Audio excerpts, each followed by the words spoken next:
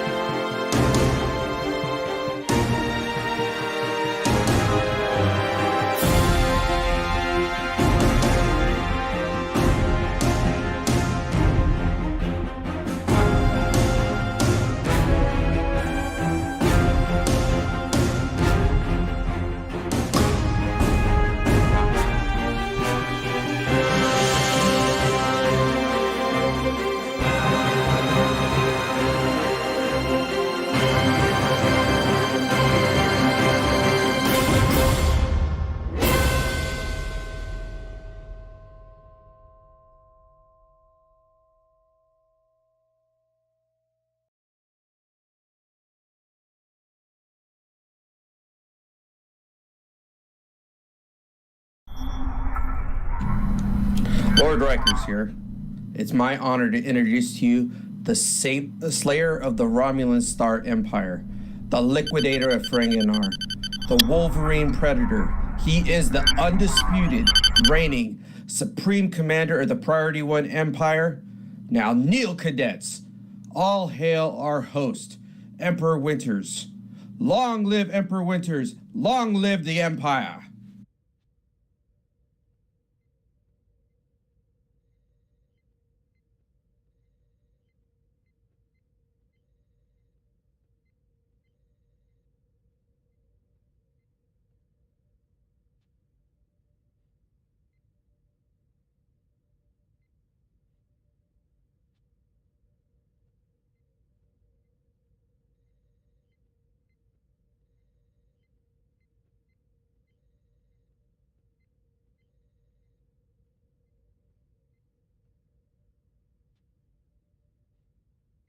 Good evening, my minions. To start things off, if you haven't done so already, we insist that you join us on Drozana, instance number 3, where we will be conducting our War Council regarding the latest in Star Trek Online and Priority One Empire news.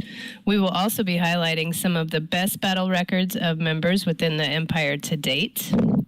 And after the War Council session, we will start this week's Q Night by destroying, then subjugating, my favorite, all of our enemies in the Beta Quadrant. The Empire will decimate any foe that comes our way, and the blood of our enemies will run from our blades.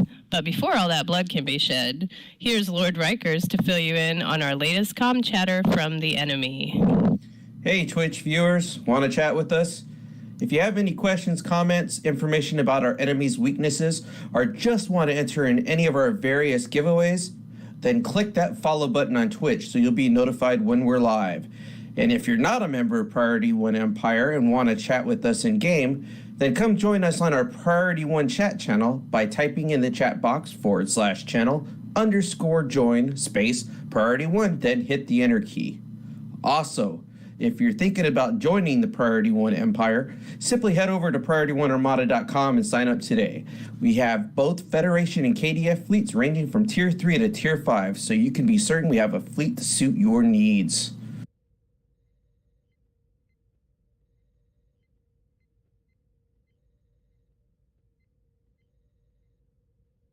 Woo!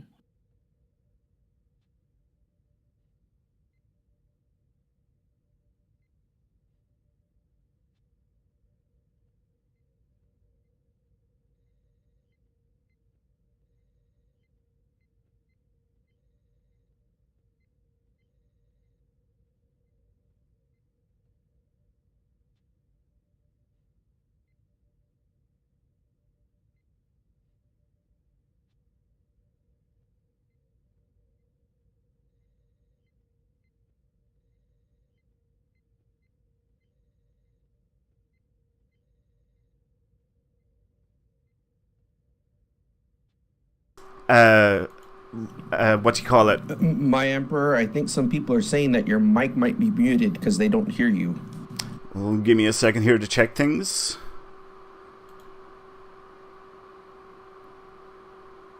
That seems to be working through fine. All right, anyway, listen. Can you hear me now? Hear him now. All right, okay, good. All right, so guys, what I was saying was that the accelerated officer training packs are really good if you're making a new character, and a lot of us are actually making new characters with the Delta recruitment event that is currently running, and we'll be talking about that a little bit later on. But what these accelerated officer training packs does is every 10 levels you get very rare ground and space gear. Like, you get a full loadout of everything. So they're really, really good if you're making new tunes. And you get an XP boost in them as well. And there's one or two other small little things. But they're really, really good. Now, the reason why we're doing either that or 15 superior tech upgrades is these codes that Cryptic gave us, they can only be used once on an account. So anybody that has already got one, they won't be able to get a second one. So we're going to offer the 15 superior tech upgrades as an alternative prize for anyone that has already got one of those before. Right, so we'll leave you guys to type in the word victory into the Twitch chat. Well, I always get excited when preparing for war, but while I'm sharpening my bat'leth, the Dominus of Kronos, please tell us all about this interview with Chase Masterson. All right, well, I will. So now that we know all about Victory is Life as far as who's coming back, which is really kind of exciting because it's basically reuniting 12 Deep Space Nine actors back in the game, so that's pretty exciting. But this week, Star Trek Online spoke with Chase Masterson, who's reprising her role as Lita, former Bajoran Dabo girl and wife to Ferenginar's Grand Nagus Rom. So if you want to listen to the interview, go check it out on StarTrekOnline.com. Oh, she also talks about her anti-bullying organization, Pop Culture Hero Coalition, which is a good organization to find out about. Yeah, so did any of you guys get to actually see this interview? I haven't watched it yet. I saw glimpses of it, unfortunately. But I love Chase. I love Chase Masterson, though. Yeah, Chase is absolutely fantastic. She is so lovely. Like, she's just so down to earth and such a really, really nice person. I did actually watch it. I watched it this evening, actually, before the show. It's very short. It's like, I want to say less than 10 minutes, in or around 5 minutes, I think. It was a last-minute thing that they decided to do during the week, but it was pretty cool. And like you said, one of the other things they talked about was the organization that she started, which was the, what's it called again? Pop Culture Hero Coalition? Pop Culture Hero Coalition. Right, yeah. So she was talking about that a little bit as well. In terms of Victory is Life and the upcoming expansion, because obviously she was in doing her voiceover for the expansion, she couldn't really tell us anything. It was what you would expect, you know. I can't wait for you guys to see it. It's going to be really fun, blah, blah, blah, blah, blah, all that sort of stuff. It's all right. It's only a couple of minutes long. It's not, you know, going to take an awful lot for you guys to check it out, but take a look if you have the time, and you should enjoy it. Moving on, item number 2, Lord Rikers, please tell us all about Destination Star Trek Germany. Yeah, there's an away mission comprising of the brains behind Star Trek Online. They're going to be beaming to Germany on April 27th to the 29th to attend Destination Star Trek Germany in 2018. On Friday and Saturday of that event, they will be holding panels presenting Star Trek Online and the upcoming expansion Victory is Life on the Voyager stage. Get exclusive inside information, see what's coming in Star Trek Online with Victory is Life, and take the opportunity to ask the team your questions. The panel on Friday will start at 1600, and on Saturday it will start at 10:30 Central European Summer Time. The away team is bringing plenty of swag for those who want to come say hi, including that holographic Geordie LaForge bridge officer that maybe some of you don't have. They'll also have a limited amount of posters, t-shirts, or caps that they'll be giving away. And each and every visitor of the convention will find an iconic postcard in your convention goodie bags.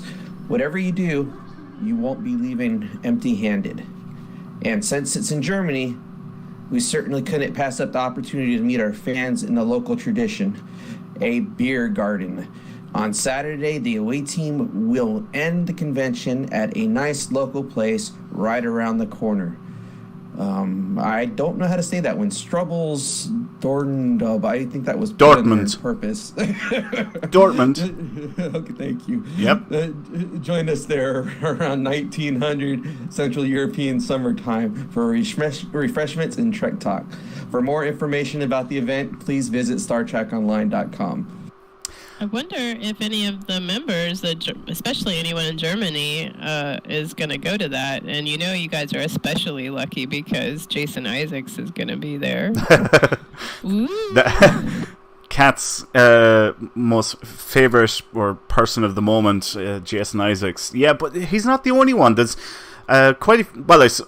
obviously there's other Star Trek cast members going, but I think there's one or two others as well from Discovery. Yeah. I think Shazad Latif, who plays Tyler. Yeah, I'm like, man, I wish I was going. Yeah. Well, and the good thing about these things is that they always say they're going to have something there, but then there's always something real special that, no one else can get unless you're at the event.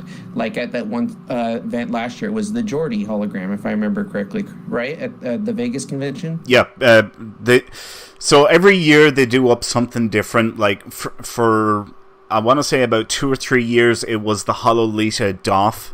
But the code, it was the same code that they give out all the time, and eventually the code got released to the entire STO community, and then they decided, right, we're going to make a new thing every year, and it's usually a bridge officer. I think the first time they did on it, it was the EMH Mark 1 bridge officer. Then it was a Hololita bridge officer. Then it was, I think, TOS bridge officer set, and last year, as you said, was the Holo Geordie LaForge bridge officer. There's probably going to be a new one for Vegas. So they're still giving out the Geordie LaForge one this year in Germany, and we don't know this, but most likely there's probably going to be something new for Vegas this year. It'll most likely be themed around Victory is Life. That's pure speculation. That's my guess, but I think it's a pretty safe bet. Ooh, I'd love to have an Odo hologram that would go ahead and be able to shift into whatever I want it to be. Do you know what one I would like? Wei-Un. I think Wei-Un would be brilliant. I knew you were going to say that. Yeah! Wei-Un will be fantastic. Or who else would I like? I would like Martok. Martok, yes. Do you know what? Actually, you bring up a very good point there, Kat. All of the bridge officers are all Federation based. It'd be nice if they give the KDF some love and we got a Martok bridge officer. I might actually bring that up the next time we have Al on the show or something. I agree. Because, well, then you would need a holographic Tomalak Romulan and Asila. I mean, they didn't do any holographic ones for KDF or Romulan so far. So no, that's what I'm saying. This is the ones they should do. So that would be interesting. Yeah. Brunt FCA, says James. Yes, another Jeffrey Combs character. Brunt FCA. That would be a great one. Or Garrick, even. Oh, Garrick, yes! The Grand Negus. Yes. No. Garrick. Garrick would be fantastic. Actually, I'd say I wouldn't be at all surprised if Garrick actually was this year's. I'd say that's a pretty safe bet as well. He's definitely up there. They've got so many actors for this expansion. Maybe they might do like what they're doing with the TOS expansion, Agents of Yesterday, and do a collection of bridge officers. Oh, that's interesting. Or they could do like an EMH Julian. They could do, yeah. But since they've got so many of the actors this year for this expansion, it mightn't be just one bridge officer. It might be a selection of Deep Space Nine characters. Man, that'd be cool. I would be on all board of with them. that. Yeah. Anyway, anyone that is in Germany, hopefully you can make it to Destination Star Trek Germany. I always like to see this sort of thing. No offense, guys, but like everything always happens in America, and it costs an arm and a leg like to go on one of these trips.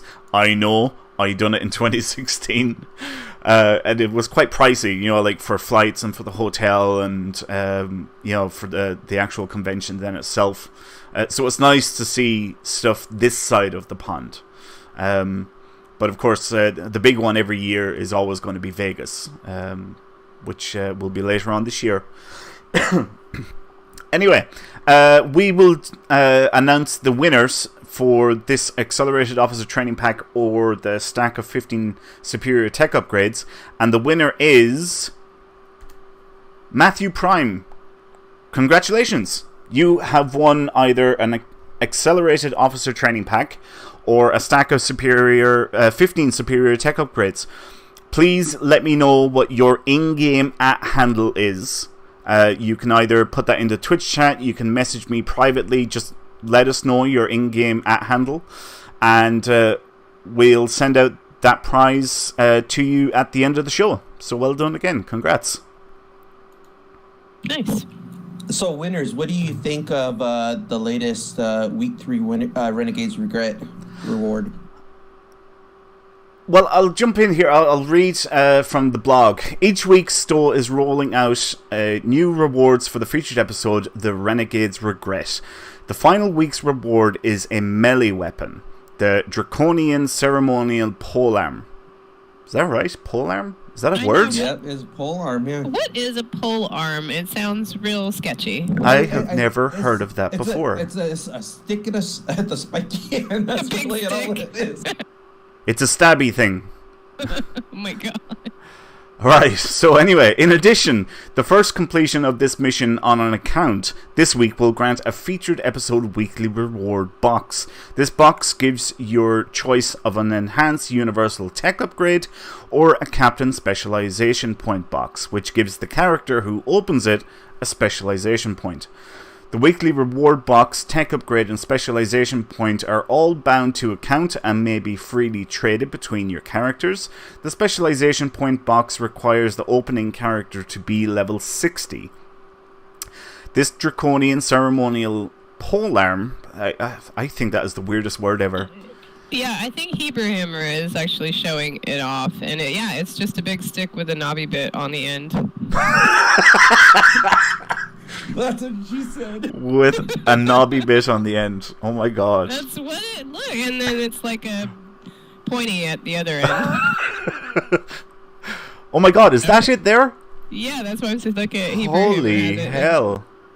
Yeah, so it's like a giant arrow, basically. Right, Just yeah. throw it. He went this way. I was like looking for the bag for that thing. It's like, where do you hold all those arrows? Yeah. I know, it's like a giant arrow. Okay. Yeah, that's one hell of a bow that you need for that thing. Alright, anyway, back to the blog. This Draconian Ceremonial Polearm was recovered from the blasted ruins of Draconis. It has absorbed a large amount of protomatter radiation, which may inflict additional wounds upon enemies when wielded. It has a variety of strikes when used in a combination series. Watch out, the tip is sharp. I would hate having to clean it because you accidentally stabbed yourself. You have been warned. Okay, I haven't played this mission yet to get that. You know, they're saying in Twitch that they think the spear looks like the Federation symbol. It does. I don't know or not, but I haven't looked at mine. Yeah, no, it does. It was one thing that I actually noticed there when Hebrew Hammer jumped up in front of us. It really did look like the Federation or Starfleet Delta. It was the first thing that came to mind. Is Draconis that planet with the murals Yep. where we did that whole, put the columns in line and they were worshipping the Drazuli eggs or whatever? Yep. That makes more sense that it would look like a Federation symbol then. So if they were worshipping them at the time. I did not actually make that connection. That's a good catch, Kat. That's a very good catch. Put it together right just now. Yeah. It was interesting because it was this was actually introduced back at the beginning of season 14, and now they're bringing it back in the past tense. And if you don't pay attention, you didn't realize you've actually been here before, after the destruction when you found K-13. That's right. Yeah. So yeah, I haven't played the mission yet to pick this up. It looks. I don't know what my opinion is. It's kind of intimidating. It sounds like it's got a possibly useful proc on it. I'm more interested in the traits that you get, to be honest. I don't know. What about you guys? I never pick melee, or at least if I have to pick it, I don't ever really use melee weapons all that much. Yeah, I suppose that's what it's like for me. I'm kind of like, meh, because I don't use melee weapons. I have a TR-116. Yeah, if I ever use a melee weapon, I'm like a fan of swords. So I'll use a sword every once in a while, but right. Not that. To me, that seems that defies the physics. Not having no bag. You're like, what is it? Replicating it in your hand, and you're just throwing it. Right. I'm not sure. Yeah. I don't know. See what you guys think of it. I'm sure most of you have gone through the episode already. As I said, I haven't had a chance to do it yet. Actually, have you guys played it this week yet? I did, but I didn't play it last week, so I took one of the traits because I didn't know what that pole arm thing was. Right, yeah. Yeah, I completed it earlier this week, and I only really did it to have the complete set that was offered from that mission. So I have all the upgrades and plus the console plus the weapon. That's really the only reason why I do it. I don't know if I'll even use half of them. I'm really more interested in the Bozeman impulse engine than anything else. I love that thing. Yeah. All right. Well, this is the last week, isn't it? This is the last week for the featured episode. There's nothing next week, is there? Nope. No. So I would imagine within the next couple of weeks, we are probably going to get a Mirror Universe event or a Crystalline Catastrophe event. Just on the lead up to the summer event and Victory is Life. So there's a prediction for all you guys. I would say there's a good chance that is going to crop up within the next couple of weeks. Oh, if I can have just a moment of your time.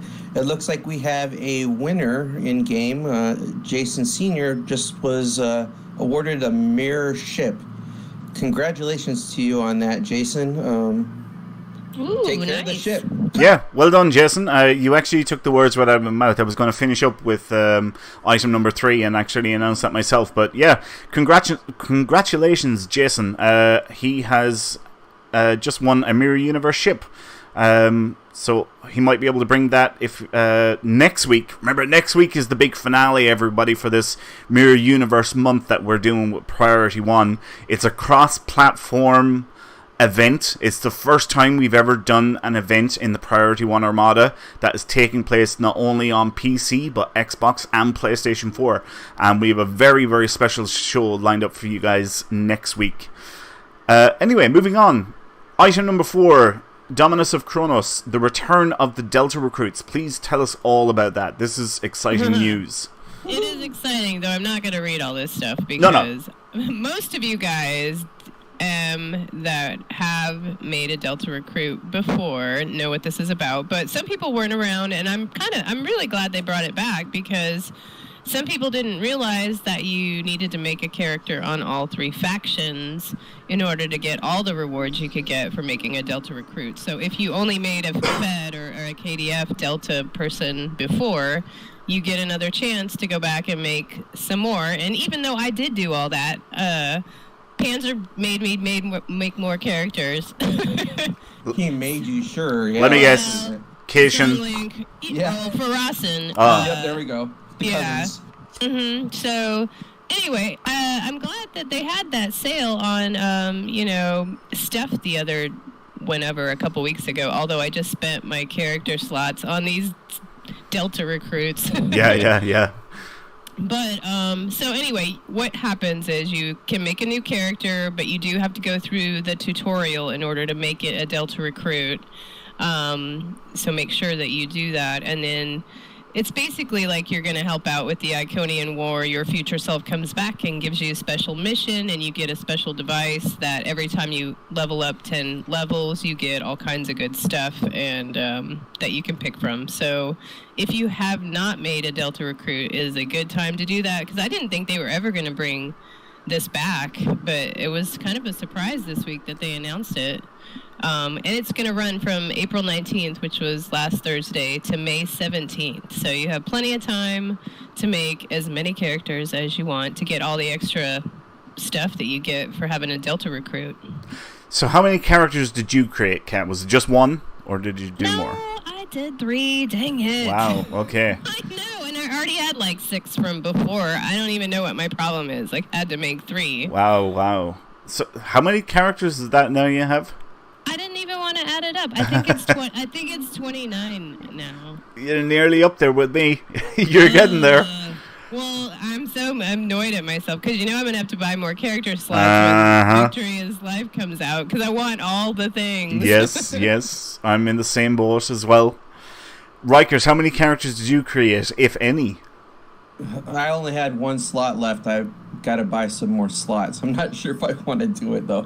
I'll have to I hope see. there'll be another sale. Oh, man. Yeah, I know. I just spent tons of money on trying to get some of the newer ships he just released just not too long ago. Well,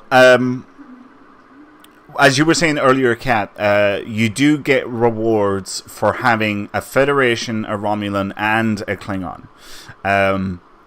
I done that. I think when this came out the first time, I think I ran 6 Delta recruits. I think roughly, it sounds about right. I thoroughly enjoyed it. It was the first time they ever done anything like that. It was a lot of fun, and I really, really enjoyed it. Since I've already done it, I'm not really pushed on doing it again. I don't have any need to. I've already claimed every reward that's possible. However, before the show, we were chatting in Vic's Lounge on the Priority One Armada TeamSpeak server, and it came up that I really should make a character called Summers and have a true Mirror Universe character. No. Oh, what? Yes, do that. I guess it has to be a female, too. Oh, yeah, it could be, actually, yeah. So, just a complete polar opposite. So, yeah, it would have to be female. It would have to be named Summers, and it would have to be in a mirror ship. Oh, the Guardian. There's a Mirror Guardian. Oh, do it, yeah. You can get a cool mirror outfit, too. Yeah, exactly. So I might create one character just because there was a bit of a laugh up in Vic's Lounge when we were chatting before the show about it. I was like, yeah, okay, so I might do one extra one. I don't know if I will or not. But like you said, Kat, I was very surprised that this came back. I really didn't think they were going to run it again. I was super shocked when I saw the announcement. I was like, really? Oh, that's pretty cool. I know, I was happy I got the moment when I took my break that I missed this event, so now I get an opportunity to try it. Well, you're not the only one, because I know there's quite a few people or members within the Priority One Empire that weren't around the last time that this was run. And there's quite a few people that are taking advantage of it now. That, like, some even, they only created one character, and they created a Federation character, and they didn't realize that there was rewards for having a Romulan and a Klingon. So this time they're doing a Romulan and a Klingon, because they didn't realize it the last time it was run. So yeah, it was a nice surprise. I thoroughly enjoyed the event, but I'm probably only going to make one tune. Anyway, moving on. Lord Rikers, please tell us about item number 5, the XP Boost Revamp. Yes, as part of the lead up to the launch of Victory is Life, we're making some changes to how XP boosts throughout our game works for your characters. Good news, we're making it so that you can get more XP for your purchase, up to 50% from the previous 20%. In addition, the XP boost increase large is getting a price drop in the C-Store from 975 Zen to 600 Zen. These changes are live right now. You can take a look at how these changes are broken down at StarTrekOnline.com. Also, I'd like to throw in an additional message here. I was contacted from the senior leadership of the Xbox fleet, and it says for our members in Priority One Armada Xbox, Lord Tiergott wants to remind you of the scavenger hunt they are doing. Here is your clue. Captains, you are on the Mirror Universe hunt. Well, you are in the right place. Your clue is can. Good luck completing this phase. The other 5 words can be found visiting P1 Facebook page, PriorityOneArmada.com, Conquering Planet 03342 in game, and finally Twitter. Good luck, guys.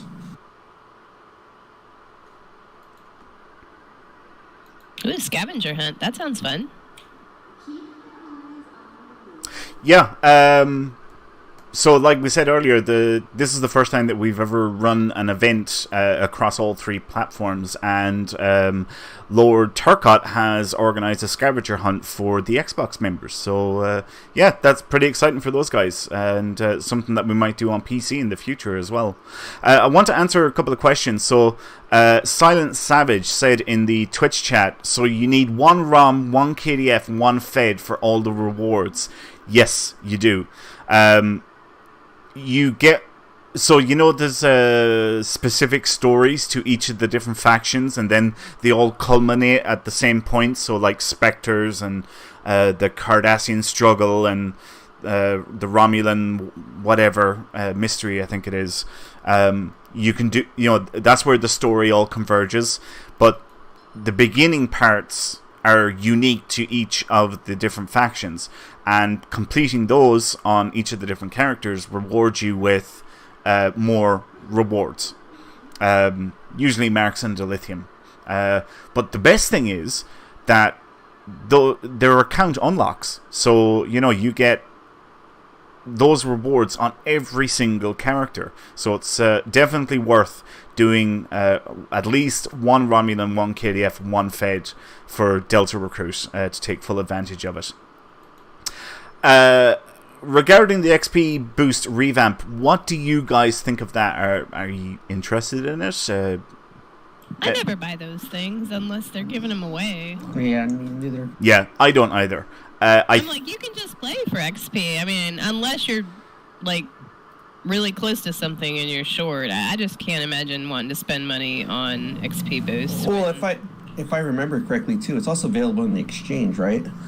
Yeah, those things are freely tradable, so they're available on the exchange. Unlike you, I don't really care a whole lot. I'll play content, or I'll replay missions, or I'll do PvE queues or whatever, to get XP. It's good, they've upped the payout for them, and they've lowered the price, so that's a good thing. Yeah. Anyway, we'll move on to item number 6, which is the upgrade weekend. So the blog says, still striving to get the greatest performance out of your equipment. This weekend will be the perfect time to apply tech upgrades to your gear, as we're doubling the amount of technology points earned from each one applied. From Thursday, April 19th to April 23rd at 10 AM Pacific Standard Time, every tech upgrade used will apply twice as many technology points towards your next upgrade. This in turn reduces the amount of dilithium that must be spent to reach each upgrade threshold, allowing captains additional chances to attain both mark and rarity increases on their favoured loadouts. This is a limited time event, so enjoy your riches while it lasts. Have you guys been taking advantage of this event? Or are you all done? Yep. Excellent. Okay. Did you have much stuff to upgrade? Well, yeah, I got tons of stuff to upgrade. I just kind of upgrade as I go, depending on which character I'm on. So if I'm playing one and I need to upgrade stuff, I will just do it. But I really like upgrade weekends because it really helps with the dilithium cost. Oh, God, yeah. Yeah, I got a ditto with that one. Yeah, well, I know, Kat, you're definitely like me, because you've got a lot of characters, and right, because you're not too far behind either, I think. Nope. So there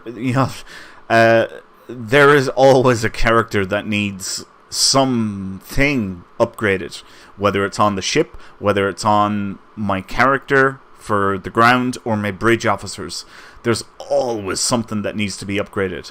Well, and I'm always finally getting rep gear, and that takes a lot of upgrading if you want to upgrade those. So as you complete your reputations and you get the gear, you got to upgrade that. So there's always something to upgrade. Yeah. Well, I was thinking about myself, all the characters I have through all different levels, it almost makes me want to go ahead and create each mark and have it in a big, humongous bank, so I can just pull from it in the future. So I don't have to do all these upgrades. I can just switch them in and out as I need them. That would be a lot easier. Yeah. Well, this is definitely the time, and I always, what I should say is, I only ever upgrade gear when there's an upgrade weekend. I never do it outside of an upgrade weekend. I'm in the game for the long term. So, I know I'm here for the long haul, and I don't mind waiting 3-4 months to the next upgrade weekend, because I know it's going to come, and I build up my dilithium, I build up my tech upgrades, and that's when I start doing my upgrading. At least that's the way that I like to play anyway. But I suppose it's good advice. I like to play that way, but I don't. Sometimes I've been patient. Like the Australian will say, why waste by upgrades if I could wait till this weekend? And I was like, no, I want this Bozeman engine at Mark 14 right now, and I couldn't help it. Yeah. Well, anyway, that's the upgrade weekend. It's running from now until Monday, basically. So if you've got any upgrading to do, take full advantage of it. And remember that come Victory is Life this summer, which is going to be releasing sometime in June, gear is going to go up to Mark 15. So it's probably a good idea to try and get your gear to epic level now before Victory is Life comes out. And that way then you just simply have to go from Mark 14 to 15, and you keep your quality level. So take full advantage of the upgrade weekend, knowing that the Mark 15 gear is on the horizon. There goes my dilithium. Yeah. Item number 7, Dominus of Kronos, announcing 2 new discount packs for Victory is Life. Please tell us all about that. Okay, well, I'm not going to tell you all about it again, because there's so much to talk about in those, and I'm sure we're going to talk about them more as they get closer, because I don't know if you guys checked out what are in both of these packs, but I want it. It's so cool. So you can either get the starter pack, which is, you get less, it's cheaper, or you can get the Gamma Vanguard pack.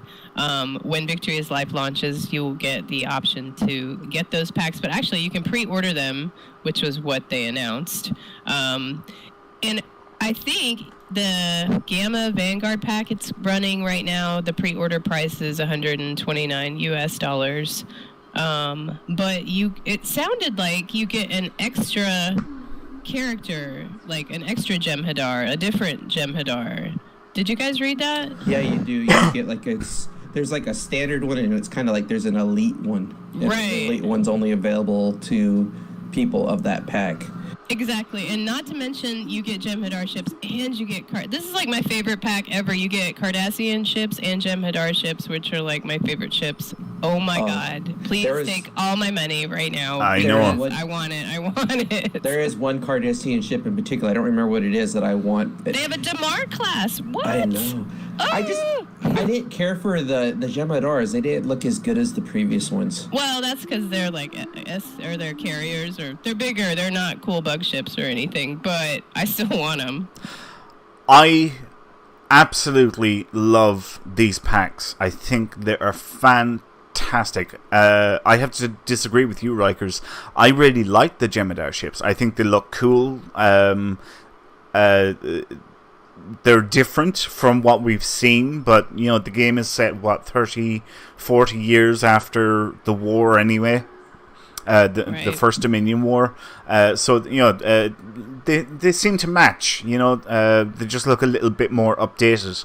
The Cardassian ships I'm definitely excited about as well. I could be wrong on this, but what I read about the Vanguard thing was it was like as if it was another species, but it was like an elite species that you unlock. Right, exactly. So it's kind of like the playable Raymond or whatever you get with lifetime membership. Yeah. Right, the Raymond you pay 500 Zen for, and you can play as a Raymond. That's how I read the blog, that this Vanguard species is going to be an unlock that you can purchase. Now, I could be wrong on this part, but I seem to remember seeing it somewhere. It might have been on the forums or something like that. I honestly can't remember. But I got the impression that Cardassians are not going to be a free species to play. What? Yes, now I could be wrong on this. So do not take it for gospel, okay? But Cardassians might not be a free species to play, so you might have to pay 500 Zen to play them. Just like you do have with, the Remans. Now, here's something else that I've thought of about that. I'm sure most of you know, and if you don't know, you're going to find out now. When you complete Tier 5 Romulan Reputation, you automatically unlock the playable Raymond species for free. I wonder if there's going to be a new Jem'Hadar Reputation or a Cardassian Reputation, and it will unlock one of these species, either the Vanguard or the Cardassians. If it is true at all, I have no idea.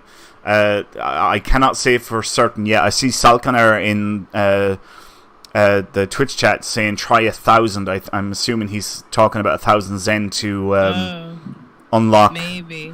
But this is shattering my dreams. Yeah, but Advisory Panda posted, and maybe the Cardassians are only available in one of these packs, because it's saying in the Gamma Pack description, playable Cardassian species have decided to help the Alliance by joining the ranks of Starfleet and the KDF.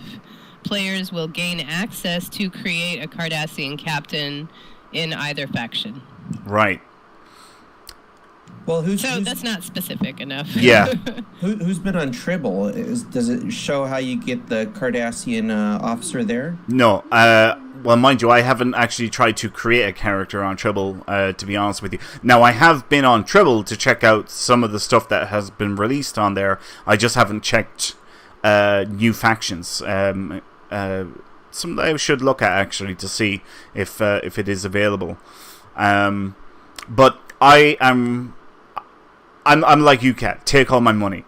I want this so bad. I do too. I don't even care if it's not on sale.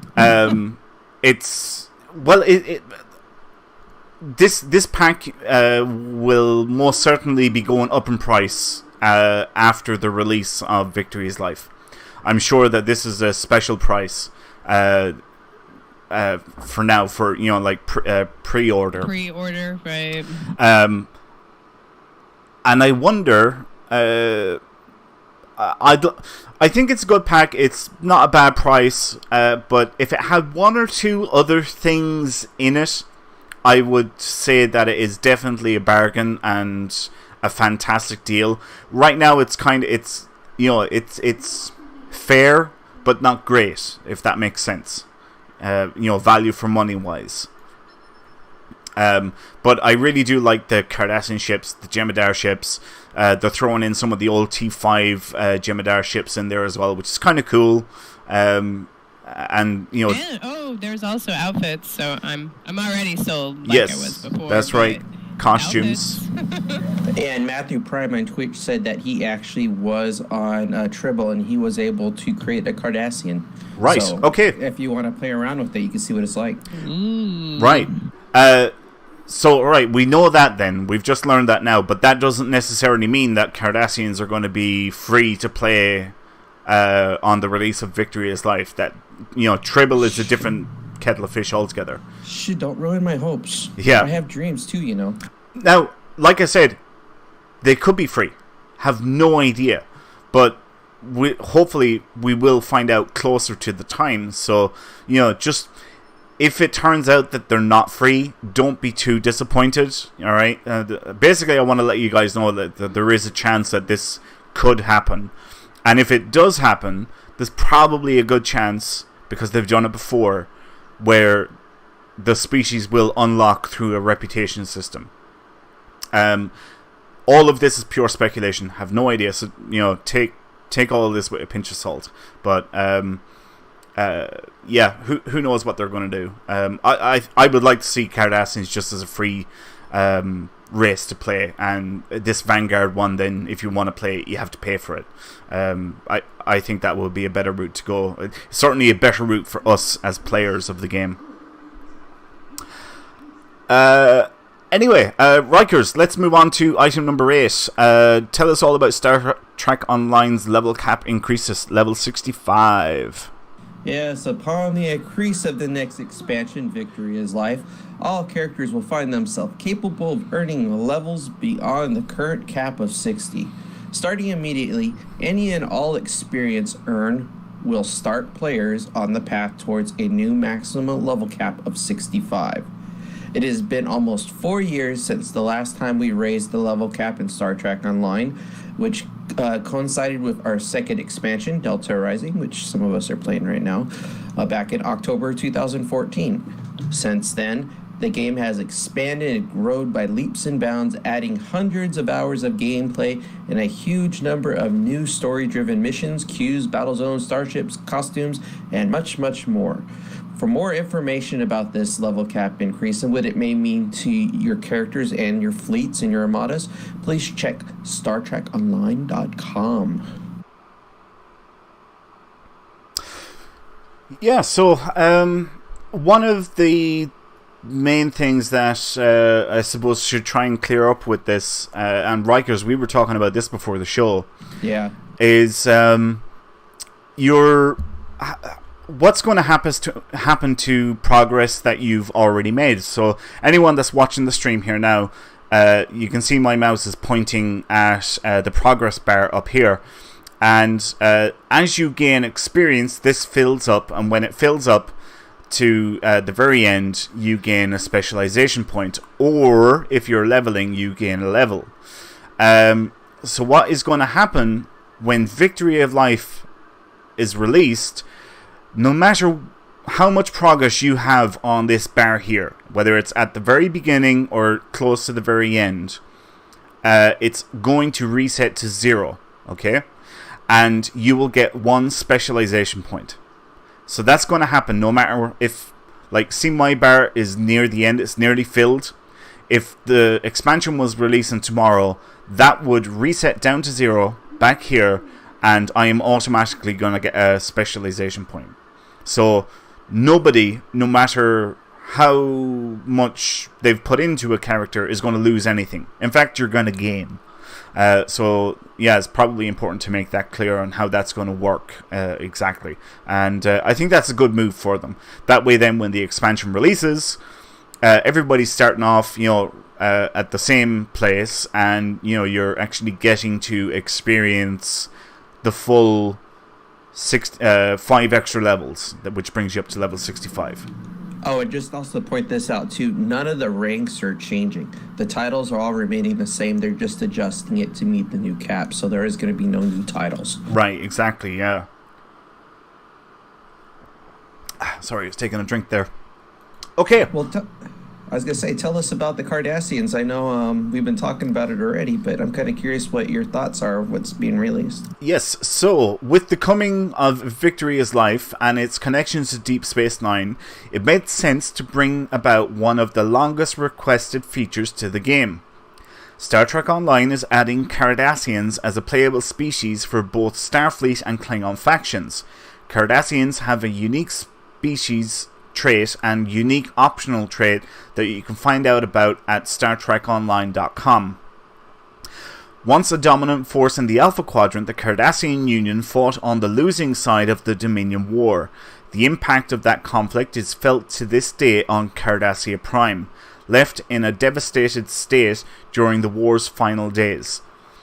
Despite many hardships, the proud, ruthless, and cunning people of Cardassia have forged their way into the 25th century with a grim determination.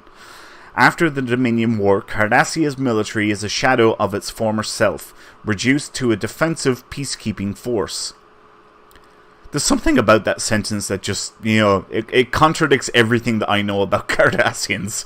Defensive peacekeeping. Yeah, it just doesn't make sense. Well, it kind of sounds like the U.S. and Japan after World War II. Yeah. Where they only have a Japanese defense force. Right. Anyway, with the re-emergence of the Dominion and the threat of the True Way terrorist group, many Cardassians feel that more has to be done to protect their home. A number of them have pledged their support to the Klingon Empire or the Federation as a result. After a heavy vetting process, these proud citizens of Cardassia are accepted into the ranks of the KDF and Starfleet. Stay tuned for more information on how to unlock this new playable race, which will be testable on Tribble very soon. Right, this is where I picked it up. Unlock. That's interesting. Yes, this is where I picked it up. Just as soon as I said that, it clicked. This is where I picked it up. Cardassians, we may have to unlock through Zen or a reputation. So be prepared, guys. It might not be free. I'm just wondering, now that they're going to be offering Cardassians, if we're going to be able to go to actually Cardassia after the war and see what happened there, and just move around like Bajor. Unless there is a story mission that's taken place there, I wouldn't count on it.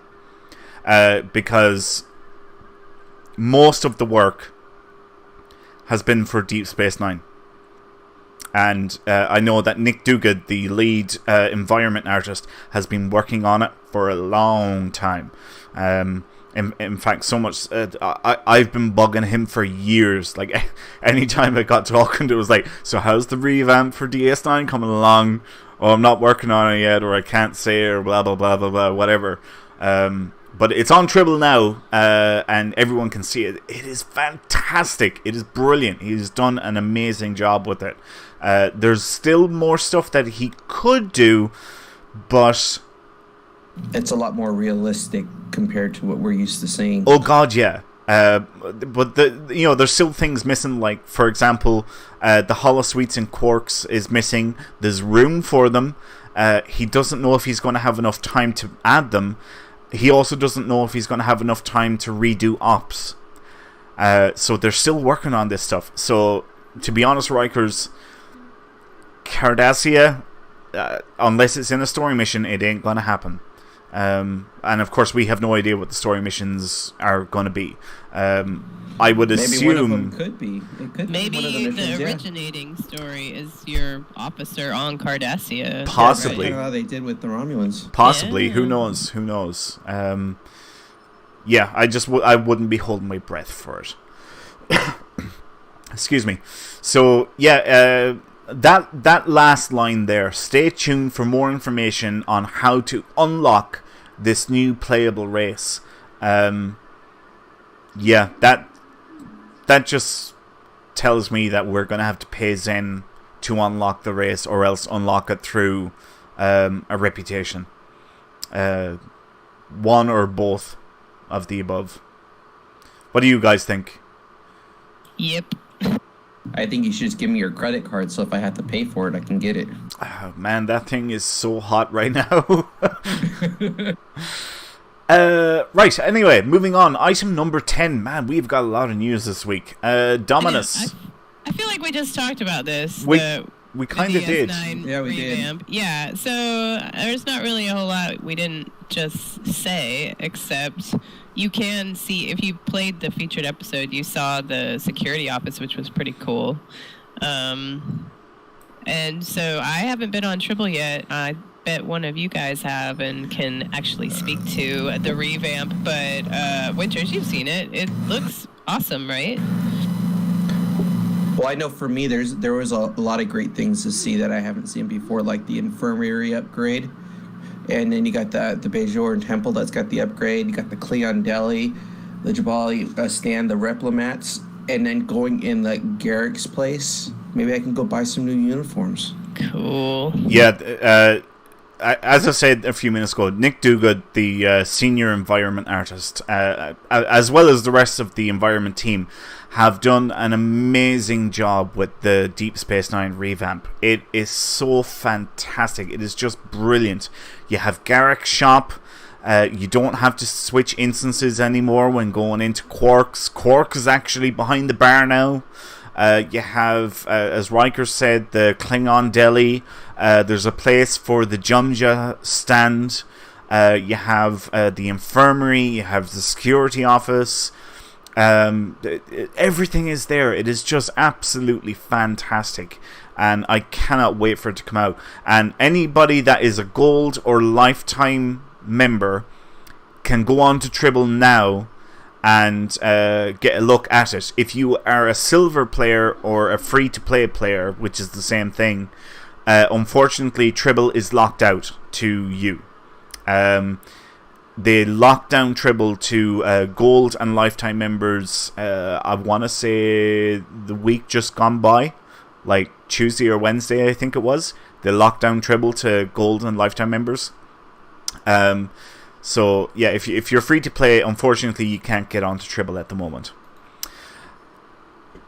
Let's see, what have we got next? Item number 11, Lord Rikers, please tell us about Xbox and PS4 news, please.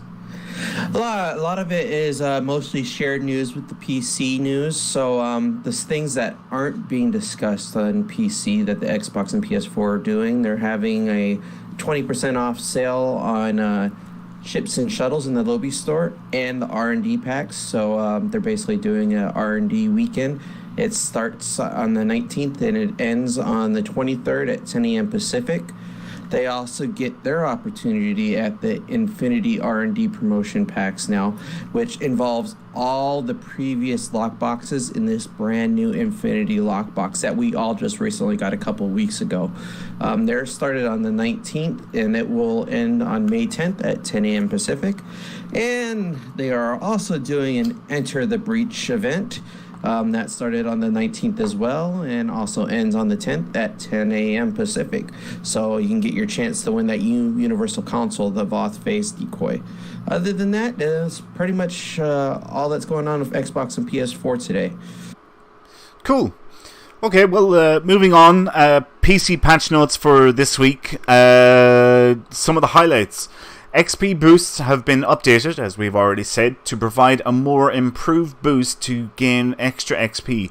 All XP bonus pools will now grant a 50% bonus to the bonus XP earned from the previous 20% bonus. Bonus pool size has also increased, so the small XP boosts have gone from 1,000 to 25,000. The price for these in the C-Store has not changed.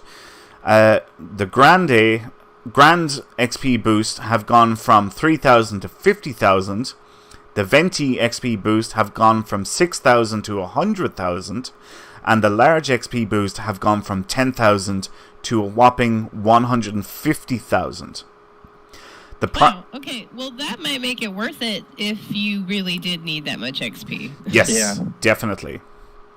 The price for these in the C-Store has gone from 975 Zen to 600 Zen, as Kat told us earlier. These changes will affect all currently owned and unused XP bonus pool items. These changes will not affect active XP bonus pools. So if you've got a bonus pool item, you know, like in your inventory that you can move to your bank or put on the exchange, they're going to get updated. If you have double clicked on any of them and used them, where they get added up here to your XP bonus pool area, they will not be affected and will not benefit from these changes. Let's see, what else have we got here? The Delta Recruit event has returned from April 19th to May 17th. Each new captain a player creates will be a Delta Recruit. This excludes captains where the player chooses to skip the tutorial. So if you want to be a Delta Recruit, you have to play the tutorial. Newly created captains from the 23rd century cannot be a Delta Recruit. So it's only Federation, Romulan and Klingons. A Delta Recruit will advance through all the same missions for their faction as the standard officers have access to, except they will have additional tasks involving the coming Iconium War, so that's a little bit different. Completing these tasks will give special rewards to the Delta Recruits, as well as rewards for all characters on an account. The weekly Shard event that originally ran with this event will not be running.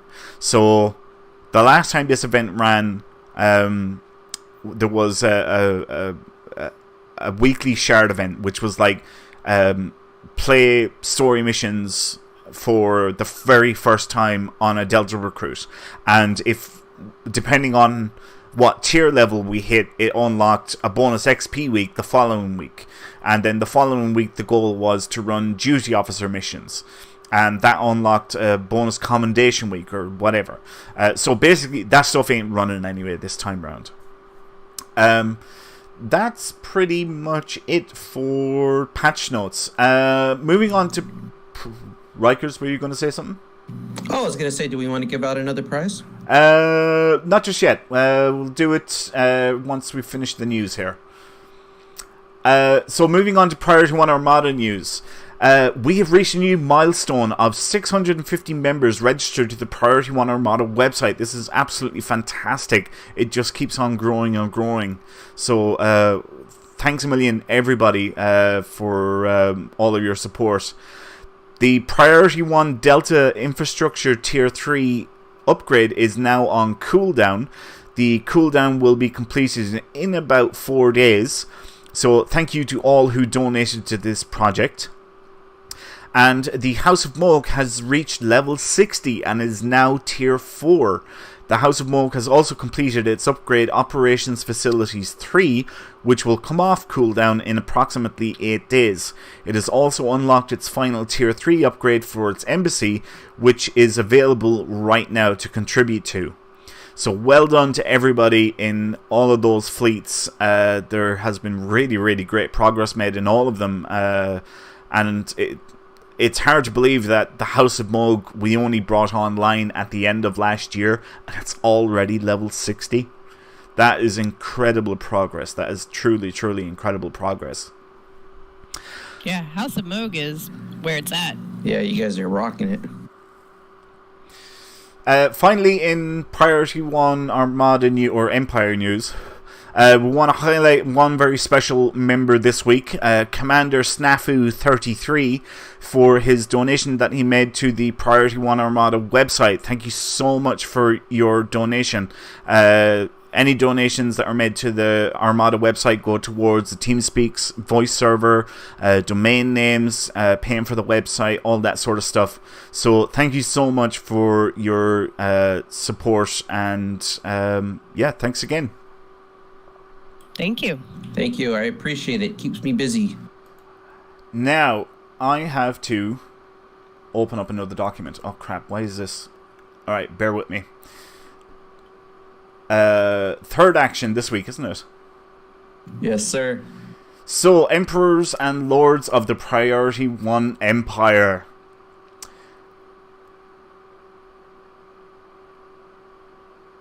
Bikers, do you want to read out yours, or do you want me to read them? I can do it. All right.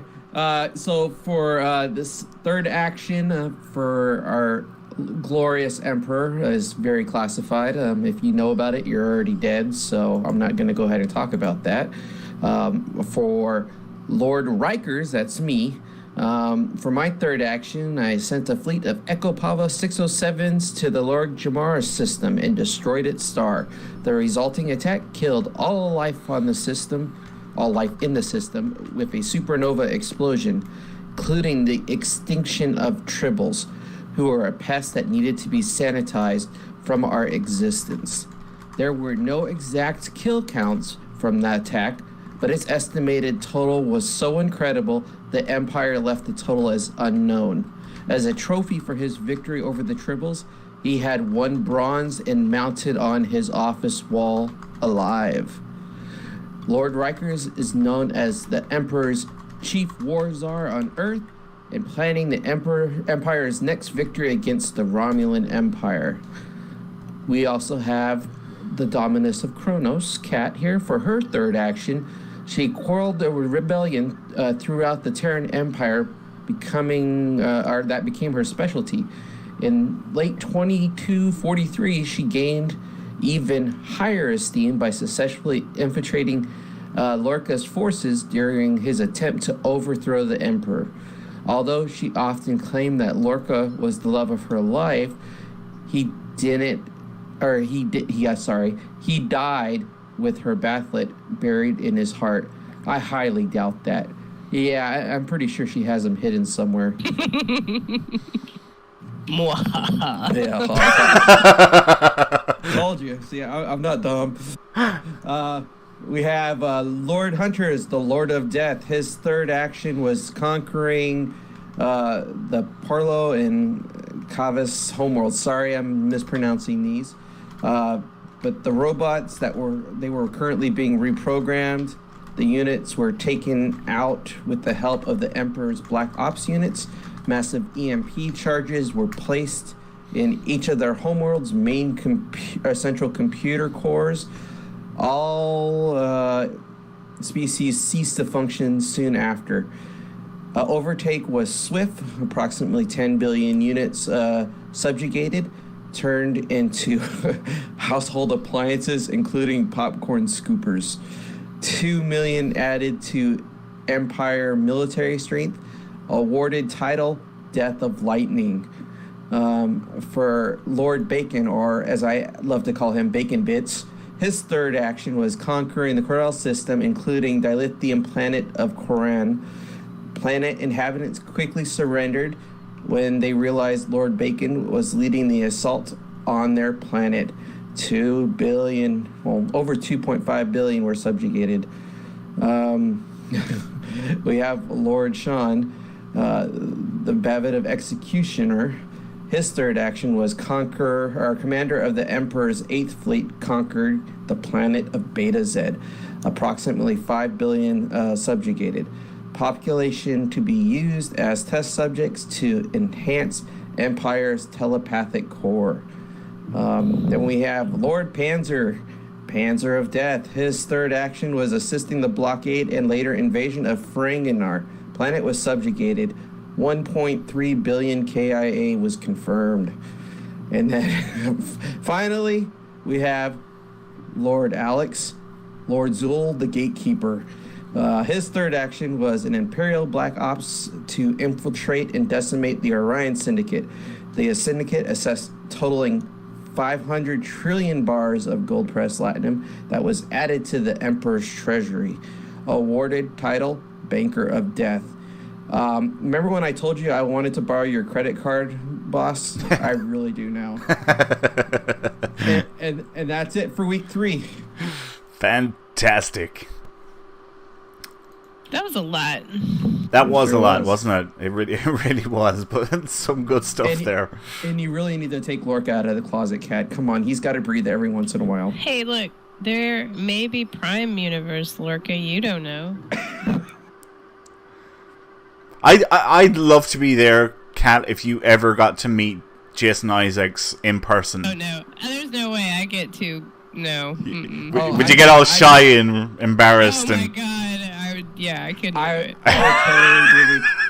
I'd totally be recording it, and I'd make it into some type of meme and YouTube video. Yeah. Oh, man. I think that would be so much. That's the thing. Like, I'm I'm an entertainment lawyer, so I meet musicians all the time. Musicians, I have no problem meeting, but like, sci-fi people, I freak out. Oh my God, it's Jason Isaacs! Just go completely nuts. Yeah, I mean, I was in the same room with Nathan Fillion and almost died. I couldn't handle it. Wow. Yeah. I remember when I was at Vegas in 2016, and myself and Tony Hunter were in the iBar, and Jeffrey Combs and what's his name, O'Reilly, that played Gowron, James O'Reilly, is it? Yeah, that's his name, I think. Yeah, and a few others were all there, and I'm standing 2 paces away from them, or maybe even just 1 pace away from them. It was like really right beside them, and Tony was going to give Jeffrey Combs a nudge, to come over and talk to me and maybe take a selfie or something. And I was like, no, don't do it, because I wouldn't know what to say to him, apart from just going, oh my god, I love this, and I love when you do Brunt, FCA, and all the great characters that Jeffrey Combs has done down through the years in Star Trek, because he's been on quite a few of them now. Yeah, I'd be like, remember that time? That was cool. Yeah, I just wouldn't know what to say to him. So I ended up nudging Tony. I was like, no, don't do it. Leave him alone. Anyway, right. So this week, our away mission is going to be Q Night. But before we do that, what we are going to do is another giveaway. So this time, we want you all to please type in the word Cardassians into the Twitch chat now to enter yourself in with a chance of winning either an accelerated officer training pack or a stack of 15 superior tech upgrades. You said Kardashians, right? Not Kardashians. Cardassians. Cardassia. Do I have time to go get another drink? Because we had to talk for a long time. Yeah, go ahead. I'm very thirsty right now. You go ahead, Kat.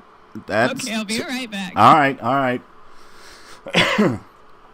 So, once again, the accelerated officer training packs are really good if you're leveling up a character.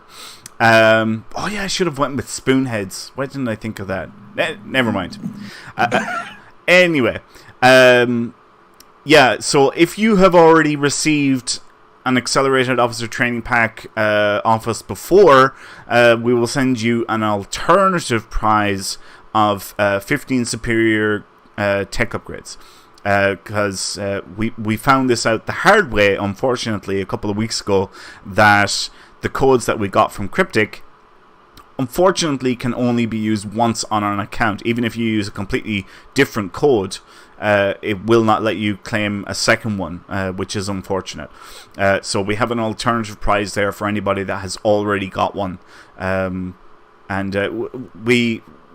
We can, once we know your @handle, we can determine then whether or not you've already got one or not.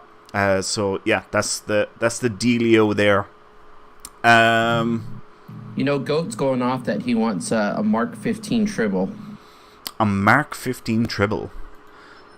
I have no idea what he's doing, but they're all going off on in-game chat talking about Mark 15 small hypo, Mark 15 feline subject number 74, entertainment provisions all at Mark 15. I have no reason why those would be like that. Right. Anyway, so this week, like I said earlier, is Q Night. Now, rather than putting teams together, what we're going to do is we're just going to pick a queue and we all join up for it together. So rather than putting teams together and some people being left out and so on, we'll all just basically queue up at the same time, and hopefully all of us will get in to the same queue. So, I think Kat is back. Yes, I'm back. Yes, because I could hear her typing. So what we're going to go for first, we'll go for a nice quick queue. We'll go for Infected the Conduit, and we'll do Advanced. So queue up for that one now, guys. And yeah. Which one? Infected the Conduit Advanced. ICA. Make sure you guys have your skill set. Yes, do not forget to set your specializations. Yeah, let's rock this. I was going to say, once we're done with this one, should we probably do the Hive Onslaught since it's... the Endeavor. Endeavor today. Yeah, that's actually not a bad idea. Yeah. That'll actually work out quite nicely.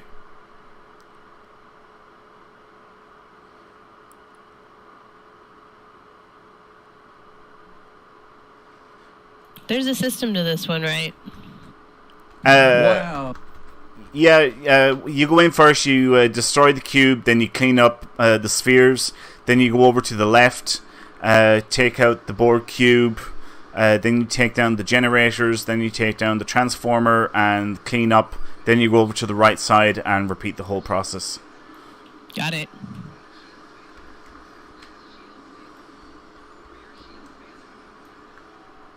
Yee.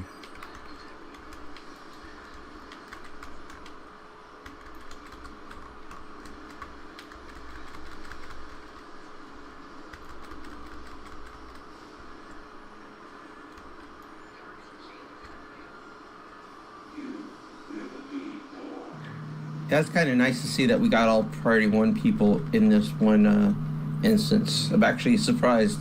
Oh, yeah, I'm in the same one as you guys. That's exciting.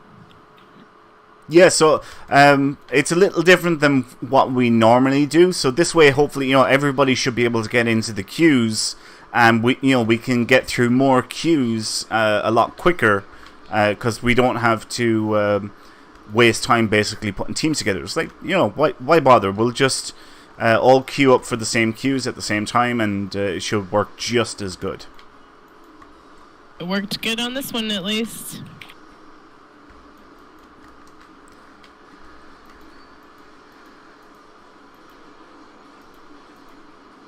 Aw, the spears got me.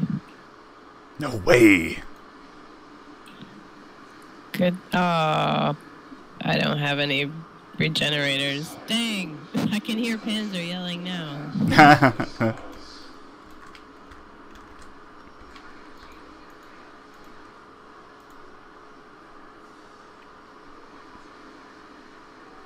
Might try to hold off the spheres here so you guys can destroy that thing.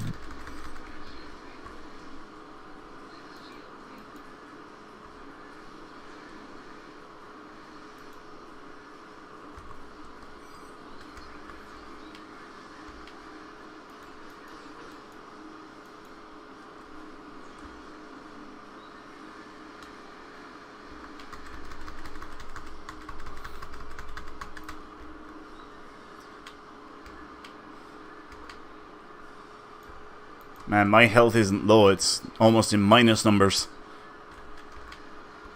I'm just trying to get my shit back together.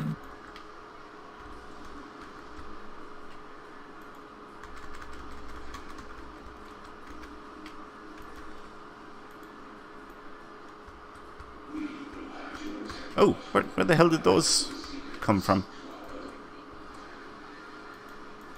Those just kind of showed up. Yeah, I was thinking that.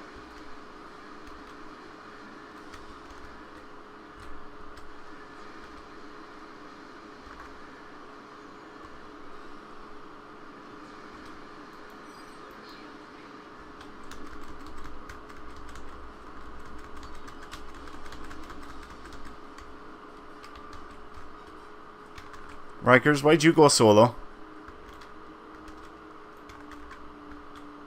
He's a loner, Dottie. Rebel. Well, we're probably going to fail the optional now.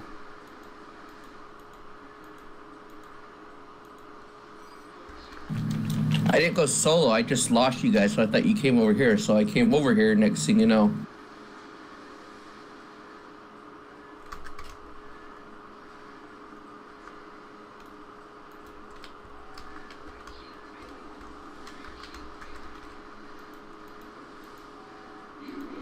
My bad.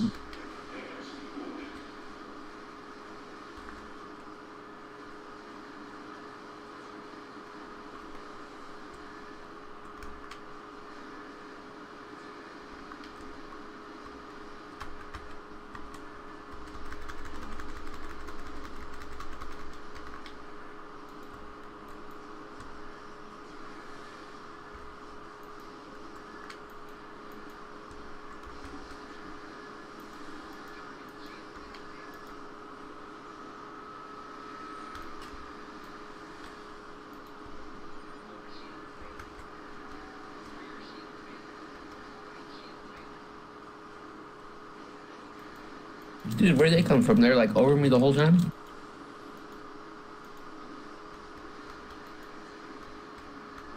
I think they just keep showing up at random places.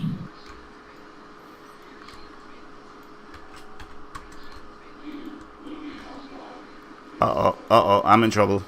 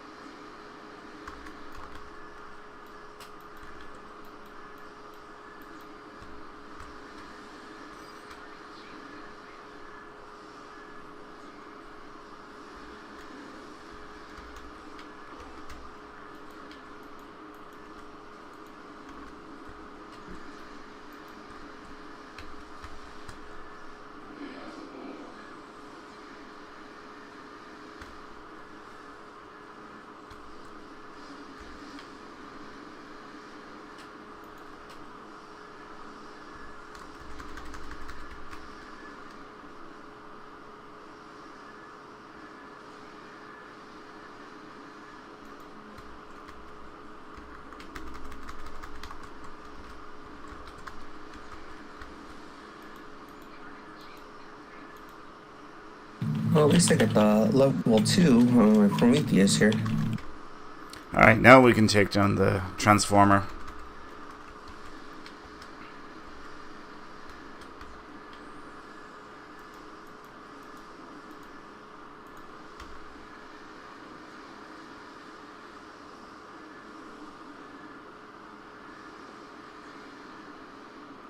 Hey! Alright, moving on to the gate.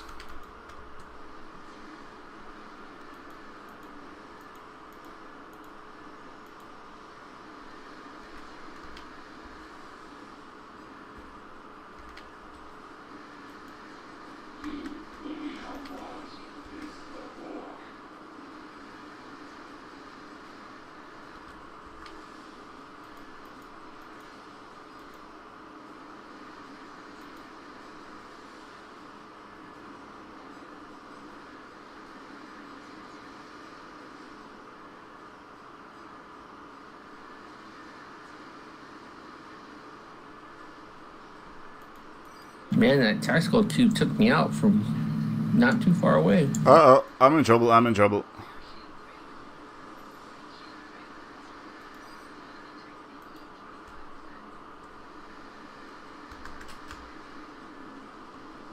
Whew. Man, that was close. And of course, it spawns me right behind the tactical cube. I'm like only like 5 kilometers away from it. Thank you for whoever's healing me.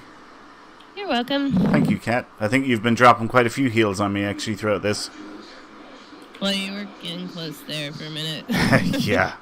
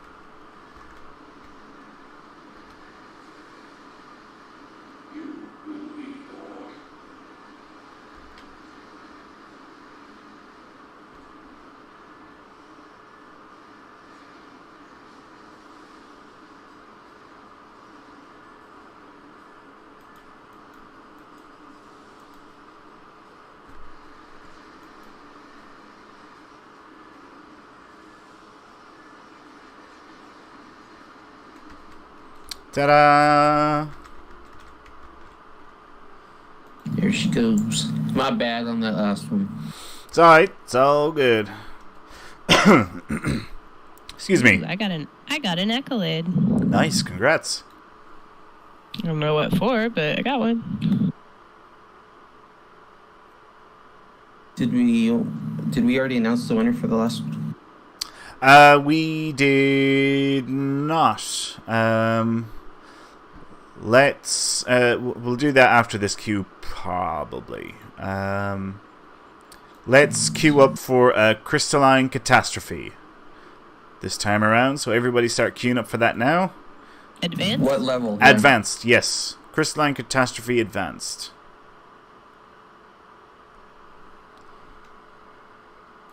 If we're lucky, we should be able to take over the whole map. Yeah, maybe. Oh man, I needed to go heal my ship. Whoops. Well. It's okay.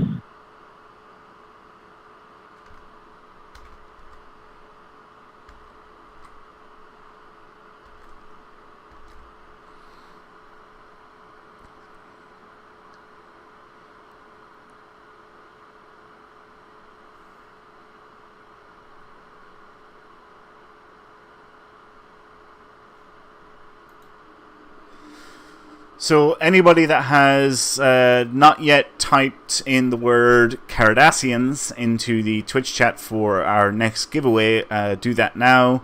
We're going to pick the winner after this crystalline catastrophe. Did yours start yet? I did get an up. There it is. There it goes. Starting now. Starting now. I'm like, I was wondering what was going on too. Yeah. Ooh, it's kind of a surprise as to who you'll end up teamed up with.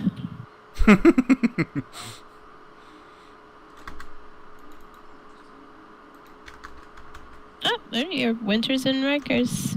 We got on the same team again. Nice.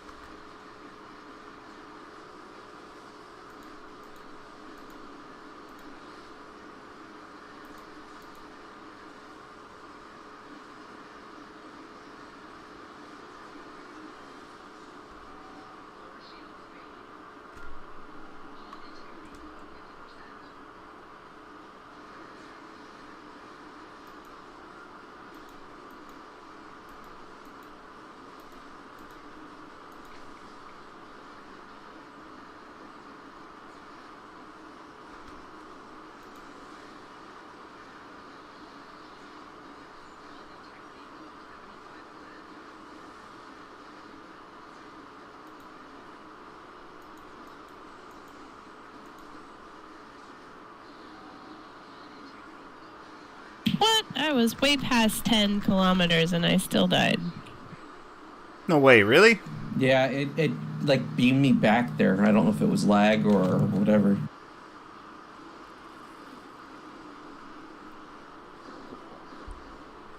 Well, that's not cool.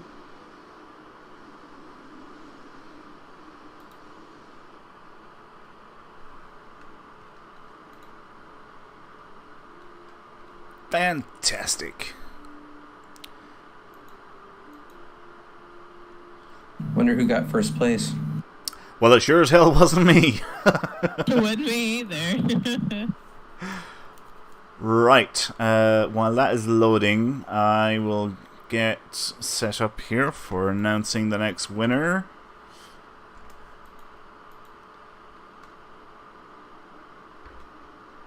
We're not going to clean up the system.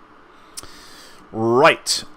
So, the winner of an accelerated officer training pack or a stack of 15 superior tech upgrades is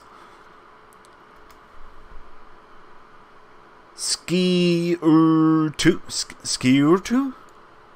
Skeurto. Congrats! I'm butchering your name, no doubt, but congrats, you've won. Congratulations.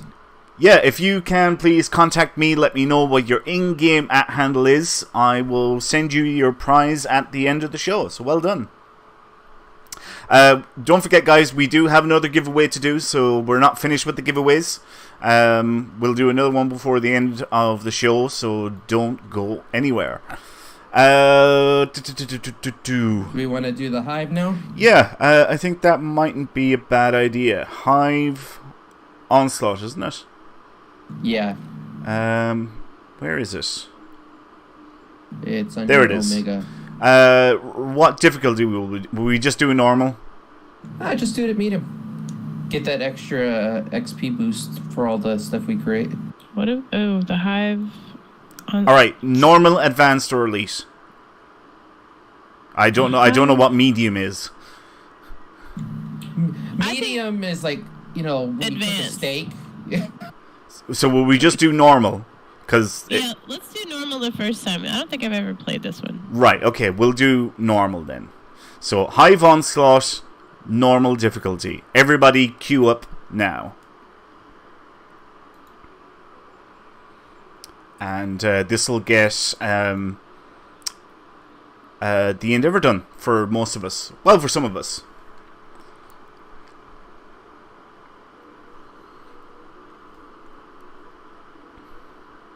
Yeah, medium is less than a liter of Coke. Thank you, James. I love a liter cola.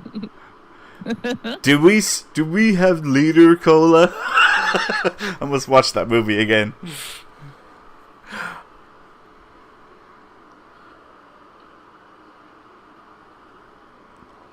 Oh man, actually, it said it queued, but I still haven't seen anything come up yet. Yeah, no, I got the pop up as well, but it hasn't actually thrown me into one yet. There it is. There it goes. I'll have a liter cola.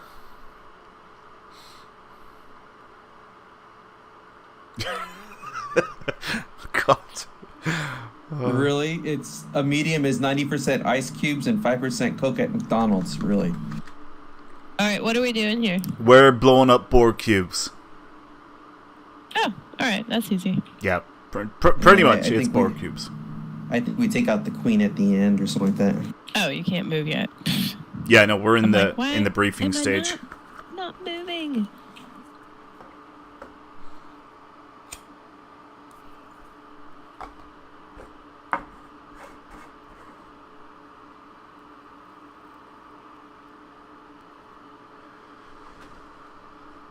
Oh, yes. For people who are asking, what I am drinking tonight is gin and tonic. Getting better. G&T. They're quite delicious and refreshing. Okay. Man, it's been a long time since I played the Hive. I remember doing this on Elite once, and man, it did not go well.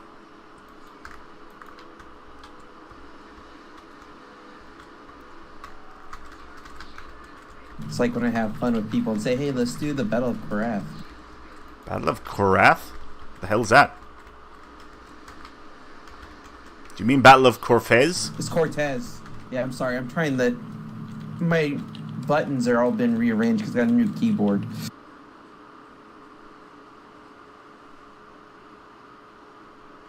So I'm all trying to fight here and talk at the same time. Multitasking is hard.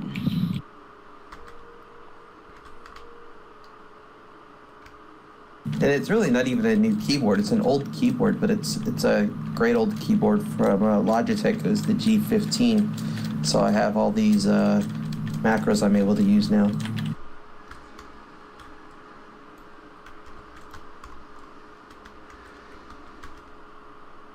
And here comes the Queen. That was fast.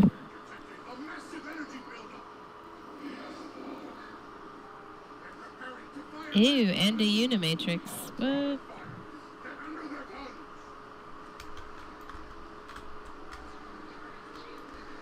Alright, so I think we have to go for the Unimatrix first. Oh, I remember we had to go after whatever these things are. I forget what they are. If this is Unimatrix. The big flying cigars. Yeah, those.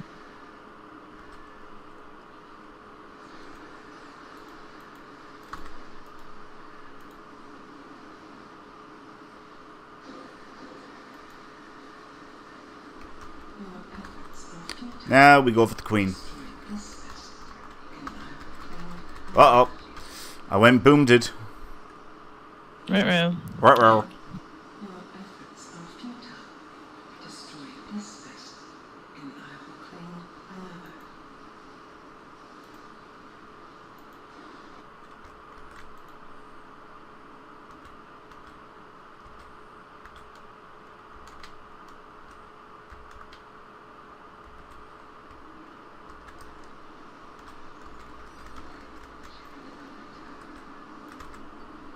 Ooh, that was close.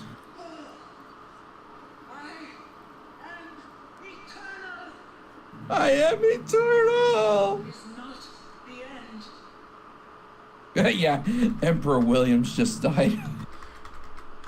We need a new Emperor. Awesome. Got the Endeavor done. Sweet. Nice. That was actually a good idea, guys, to do that queue on the stream, because maybe some people haven't got it done. Right, let's leave this map. I had not gotten it done, so yay.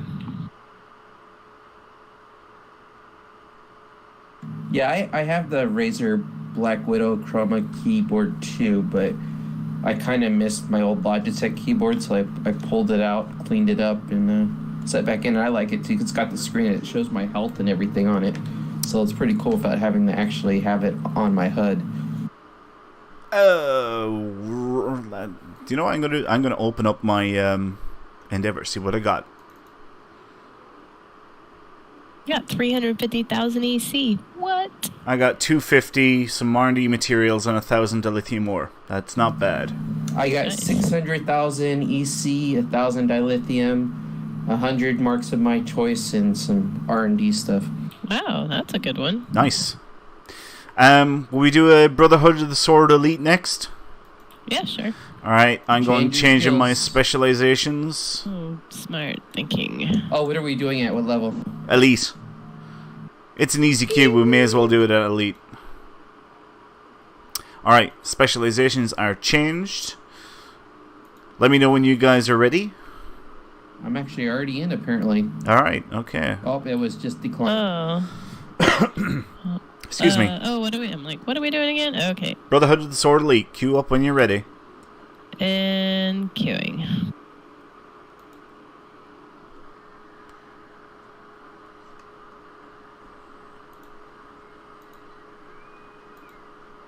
And it came up. Yep, pop for me as well.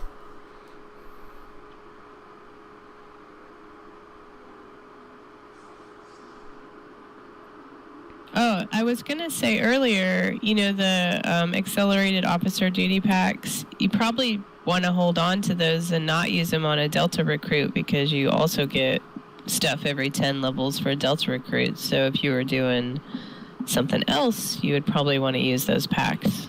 Do you know, that's actually a very good point, Kat. And do you know what they're probably best for? Victory is life. Yeah, I was like, I got one.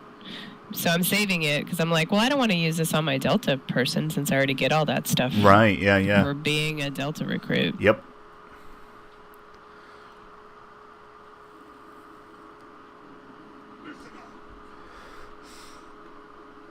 Who am I with? Alex, Kat. Yep, looks like we got in the same one. Who's Quinn? That's a new person. Yeah, I'm with That's another Snafu. person too. I don't know. Oh, nice. That's- And who's Python? Snafu's who we gave a shout out to earlier on for his donation that he made to the website. Oh, very cool. Welcome. But who's Python? That's Gubar. let's see. Oh, nice. Alright, guys. Welcome. We are going to try and do a speed run, so I'm going to go and activate the console straight away.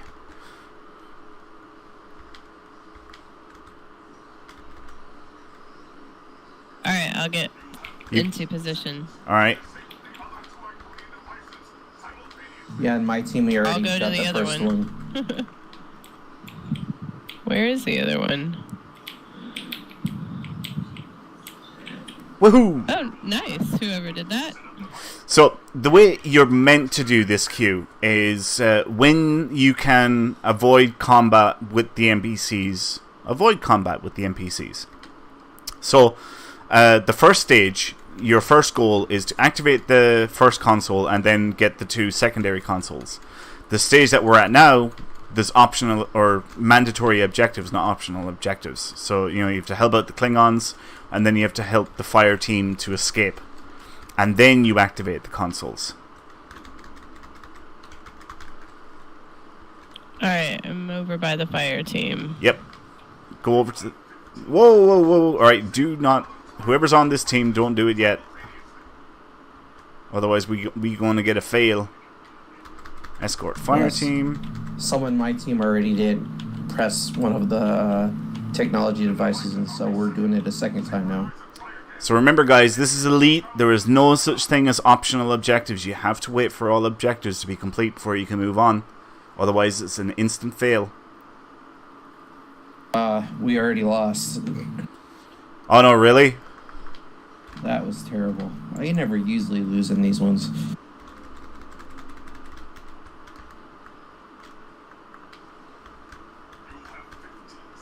Okay, now we can activate the console. At least on the team that I'm on.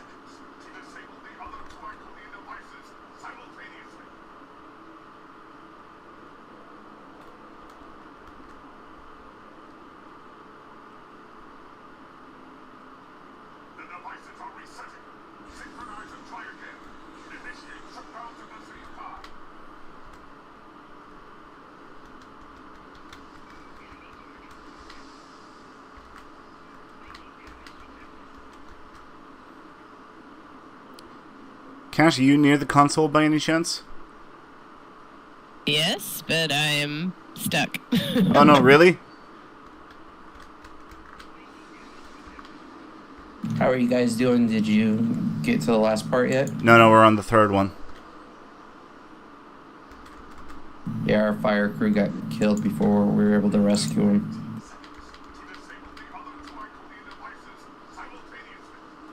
Okay, now I'm over here. Well, hold on, I'm getting shot. Okay. I got it. Oh, crap. I'm going activating again, and... Alright, well, I'm right here, and Quinn was over here helping, but... Alright, let's go again. This thrall's stuck in the device. Nice.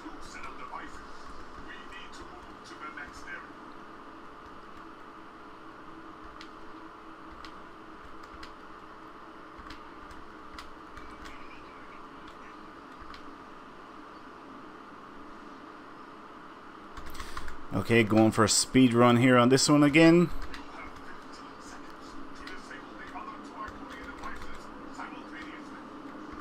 Sorry, Kat, I got there just a little bit before you.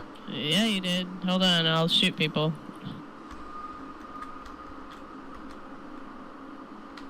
Can you activate again?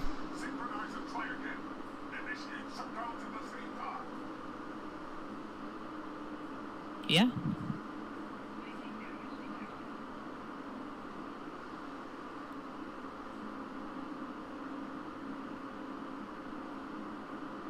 Someone over there. I'm pushing the button.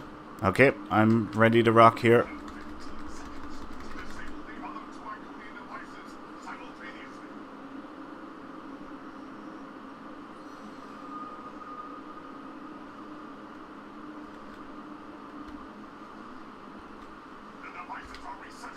Crap. I'm activating. Alright, I'm over by one. Alright, go for it. This should be it, and then we're on the final stage.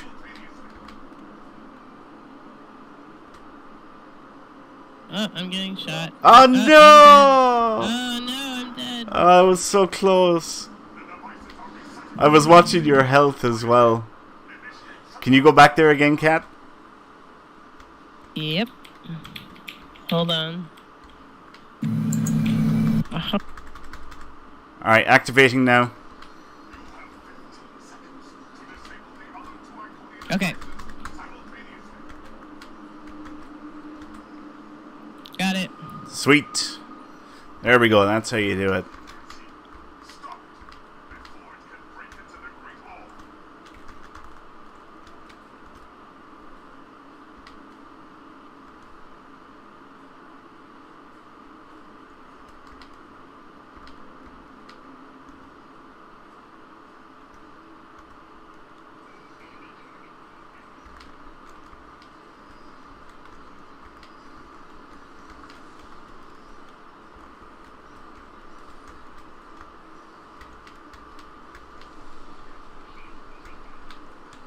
What the deuce? Something just killed me. Yeah, those fused things, they hurt. I got an owie.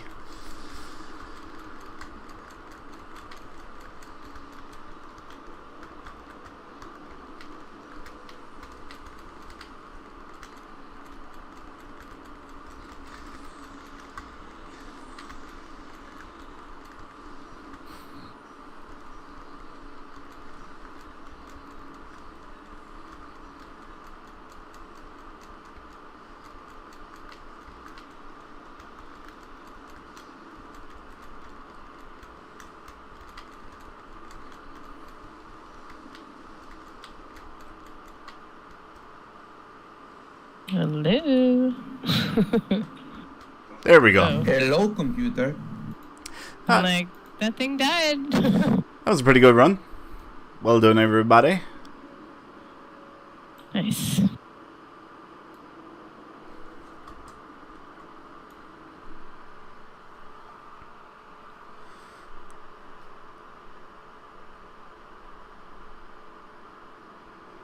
Ooh, I think that's the last piece for my ground set. Yeah. Ah, nice. Good stuff. Good stuff. Congrats. Right. What will we do next? Not bug hunt. Okay. How about colony invasion? That's one. That's a good queue that doesn't get run very often. Is that the shuttle one? No, it's the one where you have to save the colonists and you fight against the giant Magatu. Remember? Oh, yeah. I don't think I've ever played that. Okay, so we'll all go for colony invasion. There's only one difficulty for that queue. It rewards fleet marks. So, yeah, everyone queue up for colony invasion now. And hopefully we'll get a few instances of it running.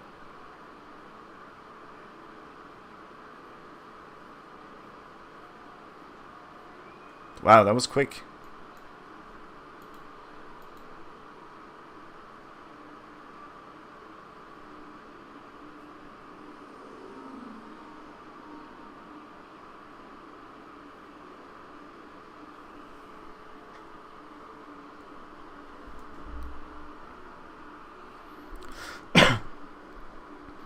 I see someone in the Twitch chat, Phone Tech 2, said never played that run before.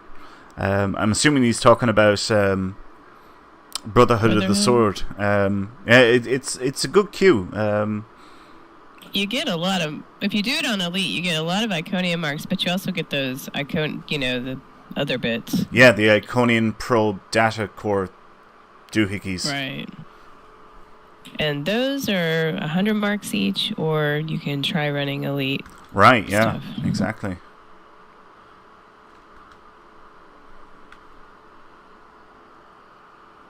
Okay, yeah, I don't think I've ever played this. It's been such a long time since we played this. Is this Romulan? No, it's a fleet mark queue.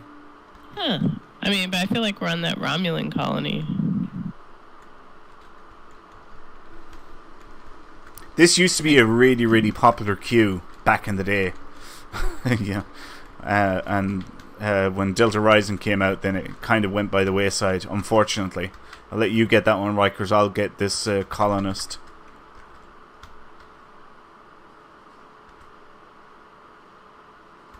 Oh, I'm good. Yeah, all done?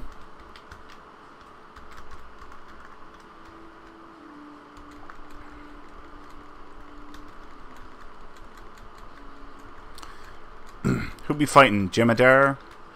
Uh-huh. Yeah.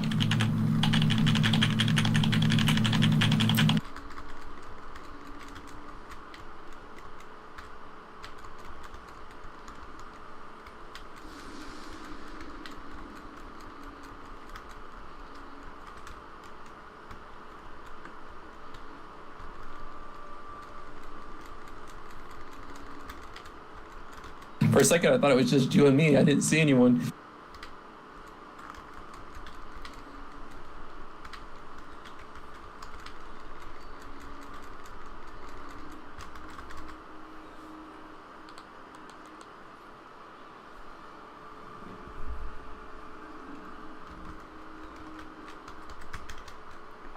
We're going good. We're going good. Area is secured. Got it.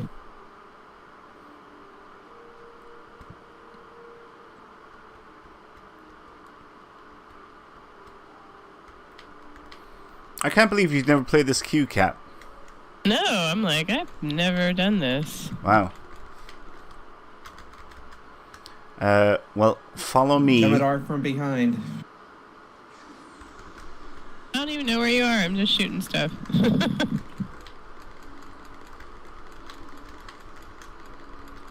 Don't. There you are. Yeah, come back. There's a few more guys here to kill.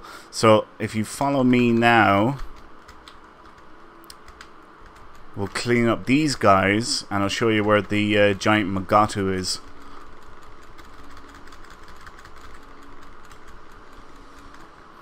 Okay, we're going to turn down here to the left.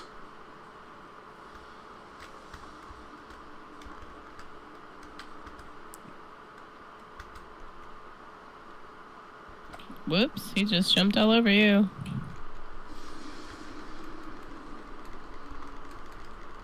Hurry up, goat. I'll cover you.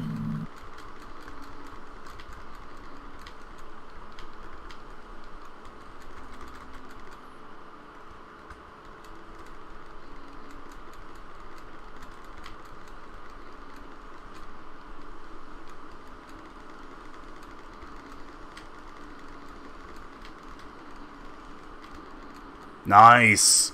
We got every objective there with that one. That was a great run. Well done, everybody. And that was good.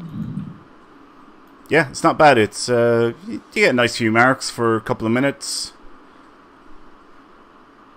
Go queue. Okay, let's leave the map. We'll get the next one.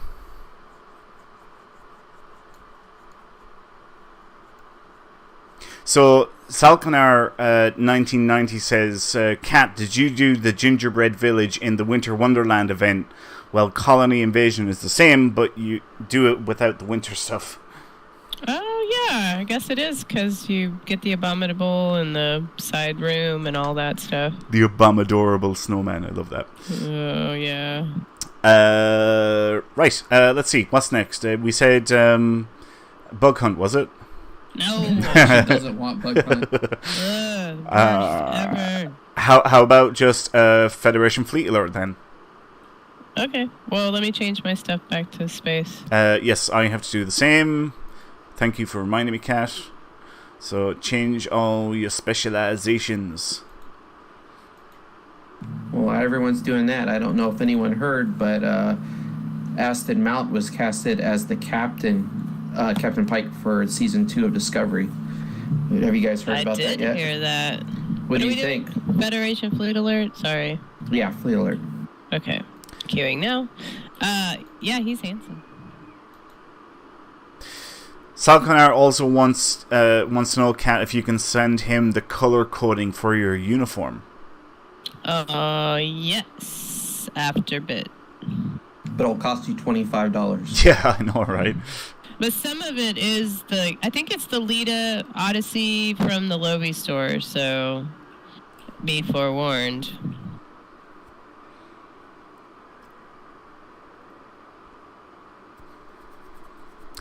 Yep.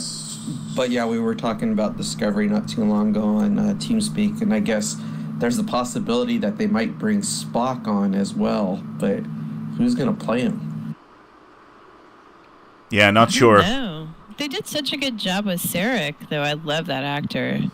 James something or another. I think he's great. Yeah, he did a pretty good job.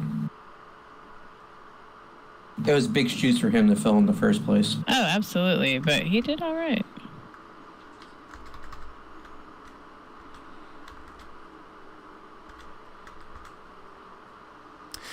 So the next queue that we're doing is a Federation Fleet Alert. If you're playing on the KDF faction, it will be a Klingon Fleet Alert.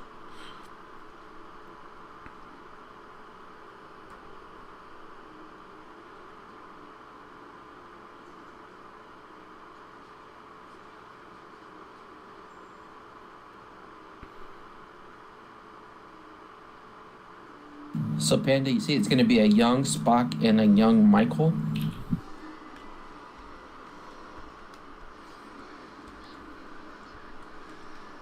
Young Michael Burnham.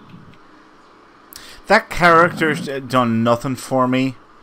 I think Lorca was so much better. Like, yeah, I have a hard time.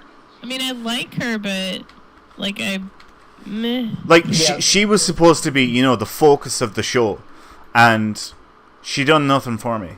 Really, Lorca and Tilly were the big ones. Yeah, right. I love Tilly. I even like Stamets. Like, I love his stories. No, I hate Stamets. Oh man. Oh, I like him. I liked him when he did that where Mud invaded.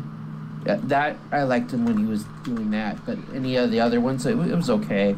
No, that one when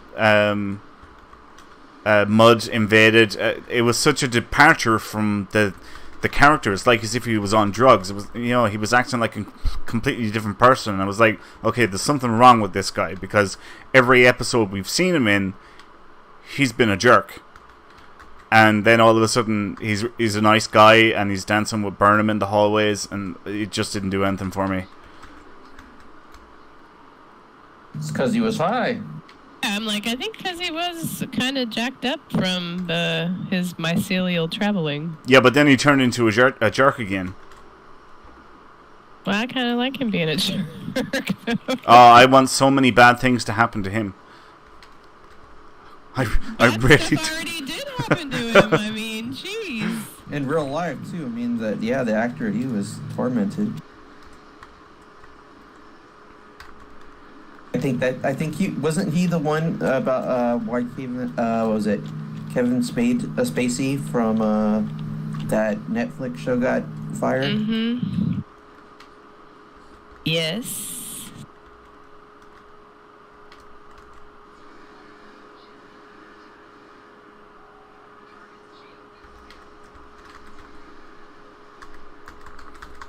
I don't think I'll ever forgive Discovery, though, for what they've done with the Klingons. Yeah, they don't look right. Yeah. Like, I really don't like the Kelvin ones that much. I mean, but I like their ships. The mythology that they're building for sure, and I love the idea of the Mokai, like the spy, family, whatever, but... Yeah, I don't like the execution so much. They're kind of like the Section 31 for the Klingon Empire. Exactly. So I like the way they built it up. I just don't like the way they... Yeah. But they apparently had to do that for licensing reasons. I don't know if I buy that. I think the reason why they done it was purely for the story, because... no, it was licensing. Really? Yeah, there was something about it, yeah.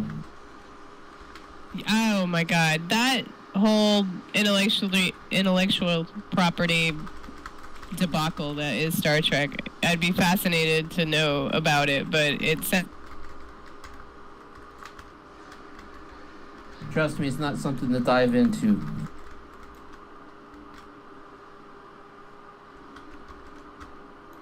Cool, that was quick.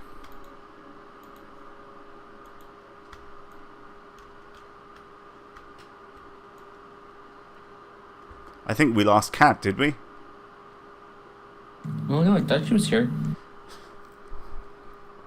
Yep, there she goes. Oh. She lost internet connection. How could she lose it? She has fiber. Yeah. She has the fastest internet out of all of us. Right, I know, right? Hopefully she'll get back now in a minute. Right, let's see. We will continue on, however. Actually, do you know what we'll do? We will get ready for our next giveaway. So just give me a second here. And let me get set up. So what we want all of you to do now is to please type in the word founders into the Twitch chat to enter yourself in with a chance of winning an accelerated officer training pack or a stack of 15 superior tech upgrades. Type in the word founders now and that will enter you in with a chance of winning. Right. What queue will we do next? Let's see. We could always do a red alert. I'm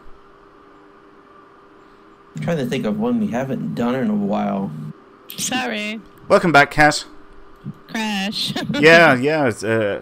I thought you got cut off mid-sentence, and then I seen you log off the game. I was like, yeah, she lost internet connection or something. You know what? I don't think we've ever tried Days of Doom live. Days of Doom. It's the 23rd century Federation outpost mission. Oh, but that minor instabilities, that's a good cue. Do you like that one? That one's okay. Are we doing that one on Elite, though? We can do it on normal or advanced. Yeah, I'm like, Elite is hard, and it lasts forever. Especially if you don't have regenerators. Yeah. It's either that or a red alert. Do you want to do a red alert?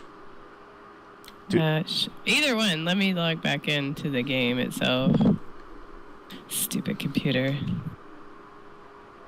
Lunatic Man says in the Twitch chat, I miss salt vampires. I know exactly what he's talking about there. Yeah, I do too. You only get to see them like every time we have the arena events. Yeah. At least that's the last time I seen them.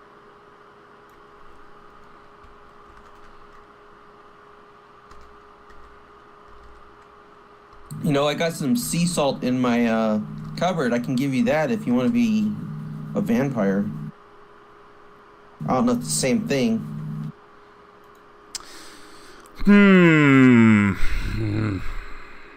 What to do? And I did mention to Winters earlier about the colony. Unfortunately, we didn't remember. It was too last minute, so... Okay, I'm back in. Welcome back. I think we'll go with minor instabilities. Yeah? Okay. Sure. What are we doing at? What skill set? Would you prefer to do it on... We could do advanced. It's just Elite is hard. Do you want to do normal? Yeah, let's do normal. Okay, we'll do minor instabilities on normal, so... Everybody queue up with that now. And it won't take as long. Then we might move on to a Borg red alert, and then we might do a Tholian red alert. You know, just to mix it up a little bit. Some quick cues. Ooh, we could do a Zenkethi one. You get way more marks for those. We could do a Zenkethi one as well, yeah. Hopefully we wouldn't lose.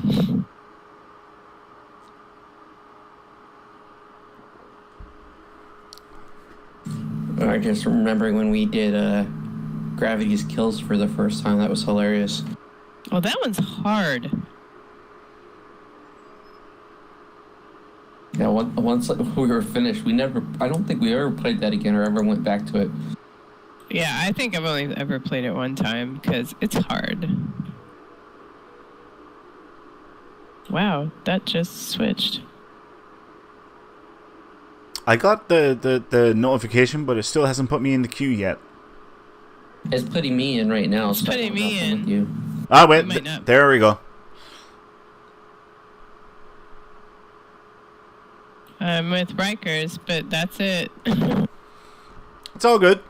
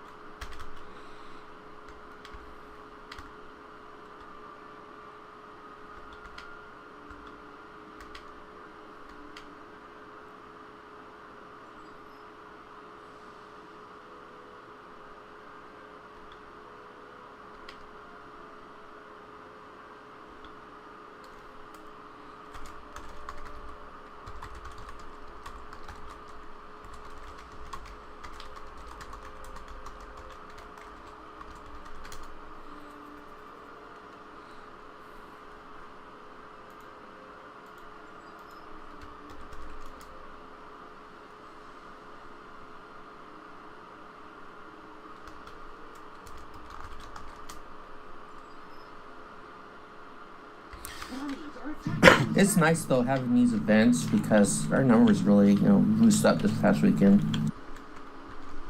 Yeah, we actually have been getting a lot of new members in the Armada overall, and it's not like it. Well, it is existing members creating new characters, but there's actually been a lot of new just members, who's joining us for the first time. Yeah. Which is great. It's fantastic. New blood means new experiences, more fun. Yeah, there are a lot of new people. It was crazy last night. It was almost becoming a bit of a joke with all the new people that were joining the House of Moog. There was like 20 new people or something last night in the House of Moog within the space of an hour, maybe an hour and 30 minutes. It was 20 new members. I remember Panzers was doing blind invites, and there were some pretty interesting names that were brought into the fleet.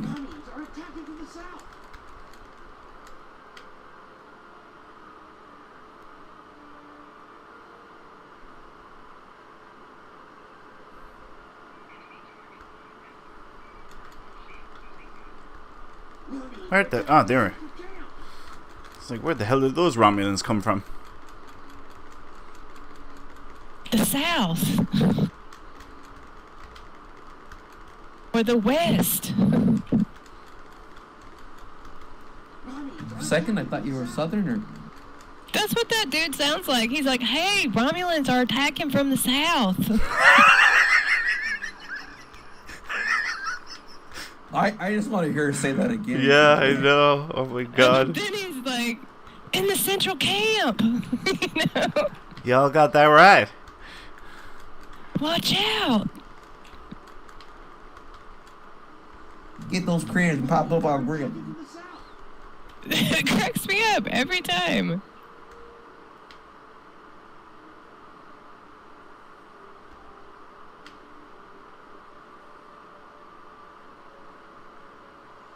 I really, really love this queue, though. It's they've done such a good job, sort of giving it that old 1960s feel, Oh yeah, I love the old school uniforms for the Romulans.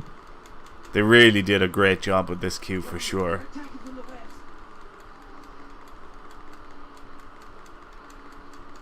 And I like the Gorn.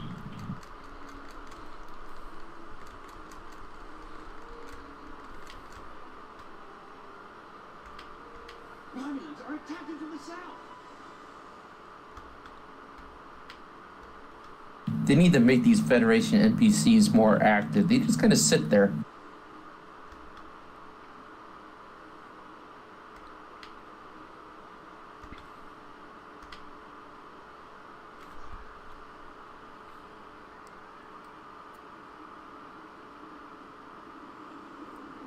Which way are we going, Kat? West or north? Or east or north? I guess north. I whatever way this is. Don't ask me directions. Yeah, I'll turn down here next to the bucket of cheese.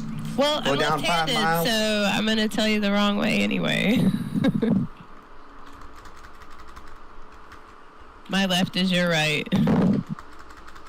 On the left coming in and the right going out. Oh, that sounds like a bad meal. Indigestion.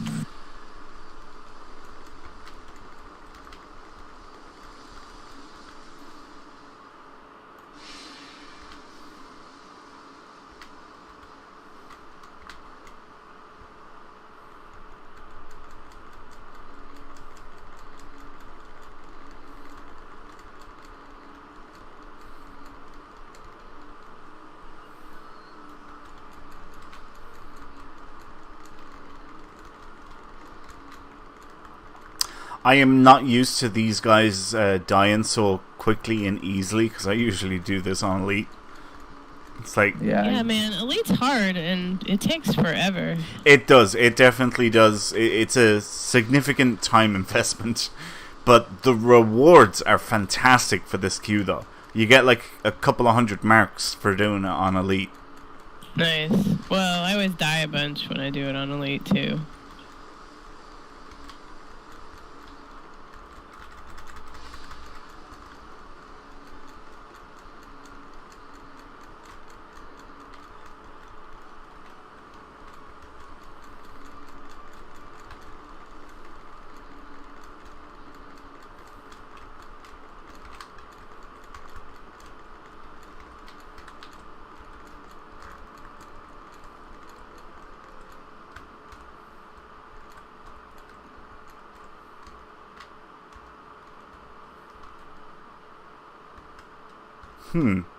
Feel like we're missing a Gorn.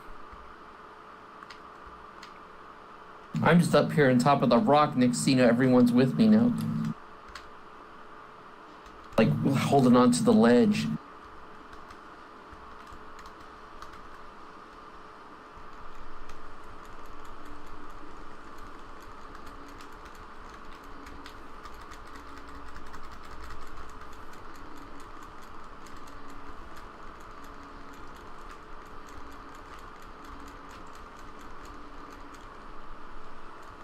Well, we cleared the first gate. We also cleared the inside of it too. Now we're just waiting for the Gorns to walk over to get that second gate.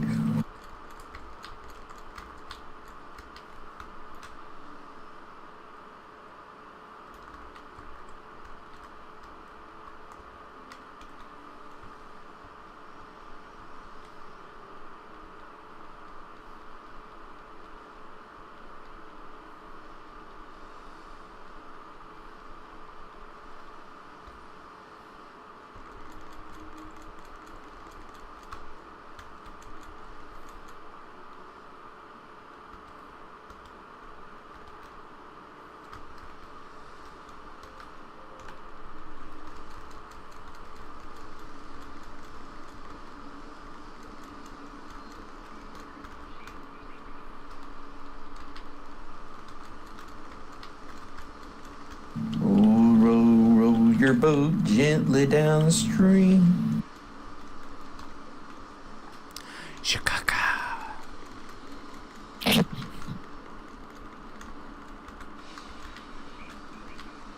Oh no. You alright, Cat? Yep. Yeah, it's not like we're saying phenomena. Oh man.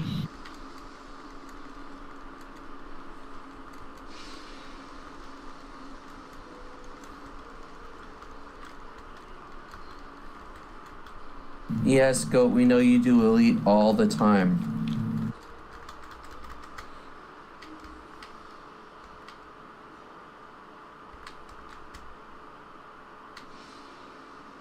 Goat is just like completely obsessed with Elite. Nothing he'll do is below it.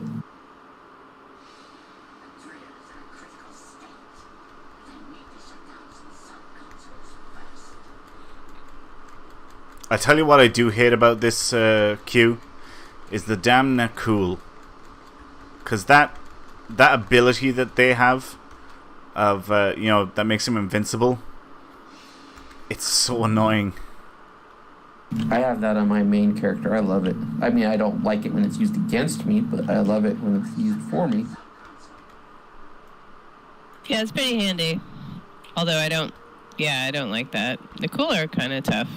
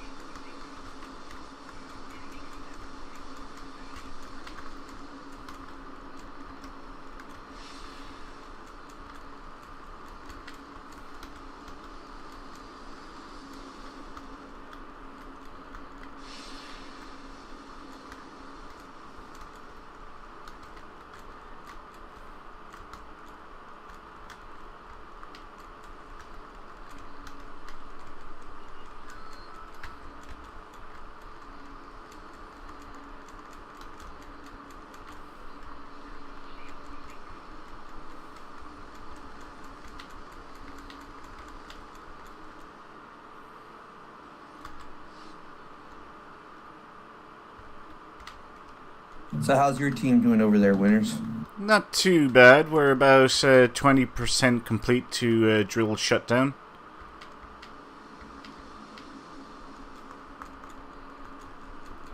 Yeah, we're sitting at about roughly 50.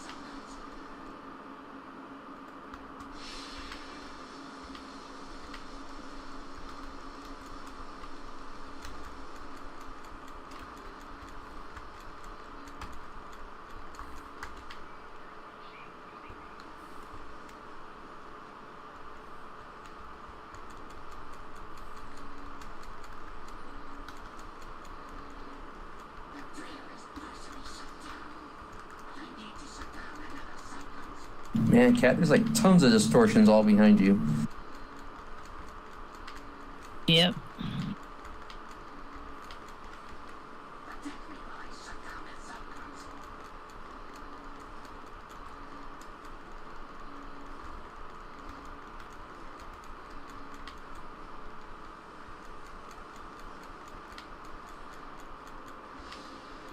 All right, now we just gotta secure the area, so let's hold it.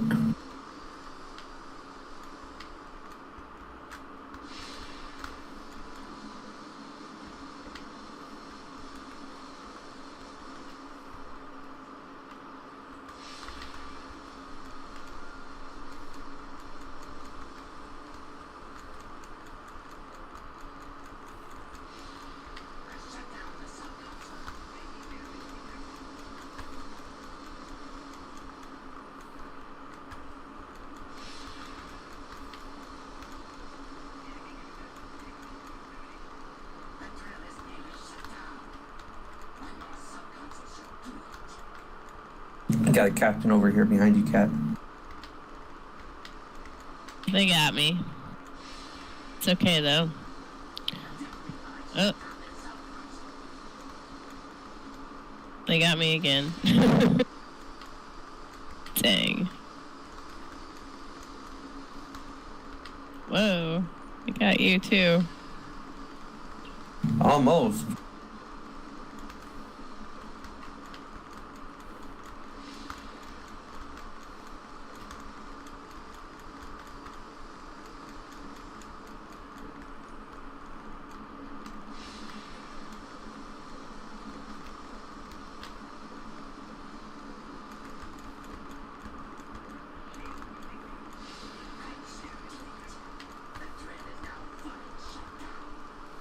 Well, at least I killed them before I died.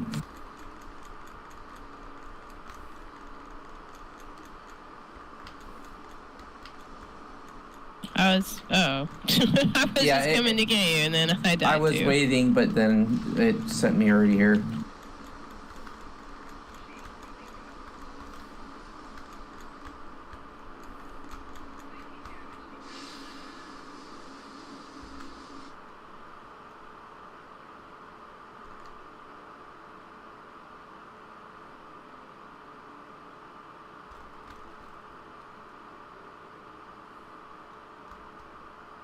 All right, good job, guys.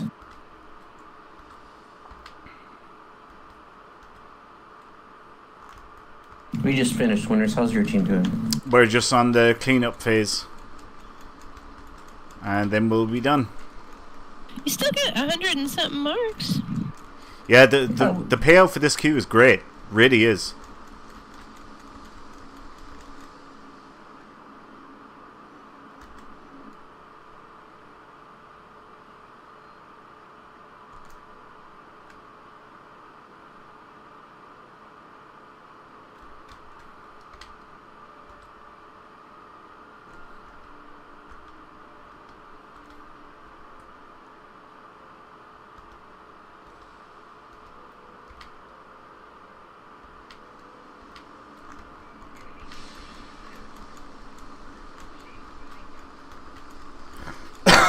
What the hell hit me again?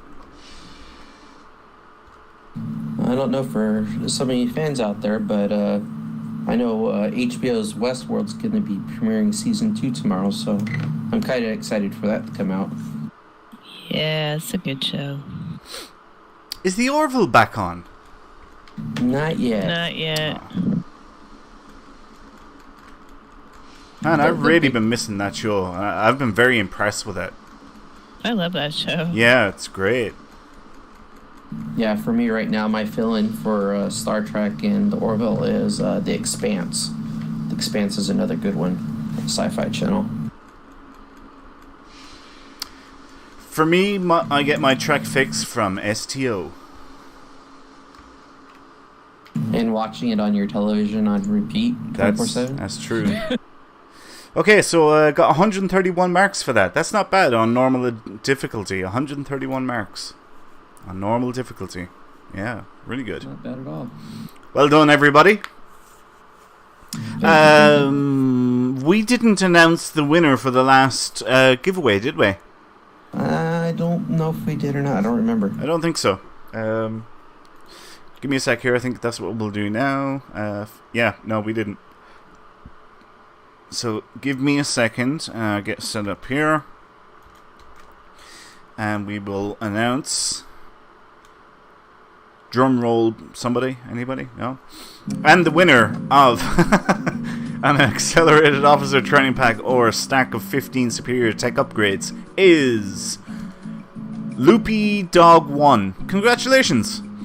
Congrats. If you can let me know what your in-game @handle is, you can put it in Twitch chat or you can send it directly to me, whatever. Just let us know what your in-game @handle is. We will send that prize to you at the end of the show. So, well done again. Congrats. Right. How about Red Alert next? Just finish off with a couple of quick ones. What do you think, guys? Yeah, which one do you want to do? Sure. I suppose let's start off with the favorites. A Borg Red Alert first, yeah? Alright. Yeah, that's fine. Alright. Quick and easy.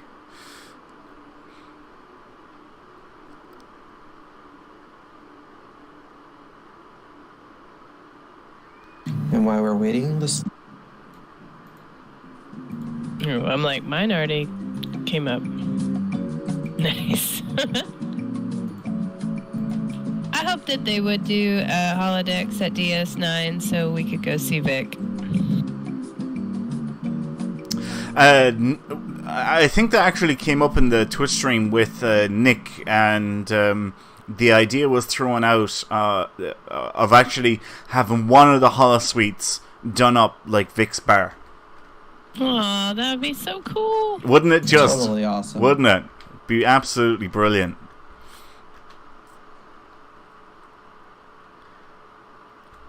That should be the new place where we have the dancing competition instead of Nimbus 3. Yeah, exactly. Oh, for sure.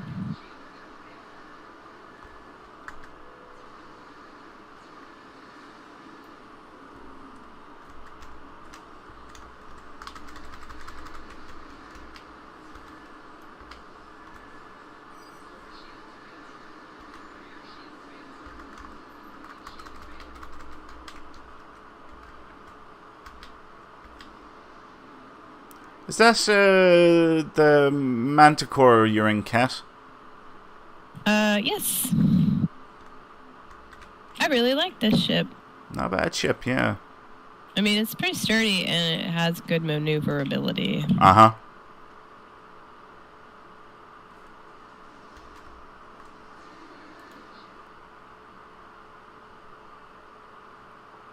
Plus, it looks cool.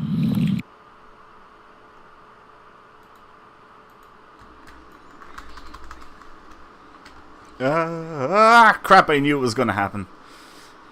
Warp core breach. Oh, warp core breach. Got sucked in by a black hole.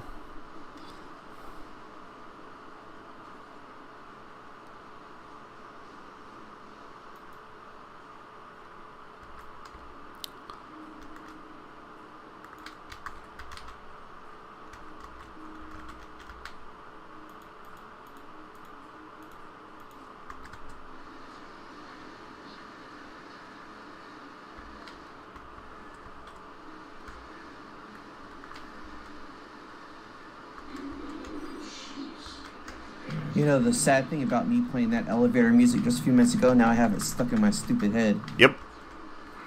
Just kind of whistling along. Good enough for you. Not really. It's a sad thing. Crap, I'm trying to see where's the next closest group of Borg cubes. There's one right above you. Oh, there is. Thank you, Kat.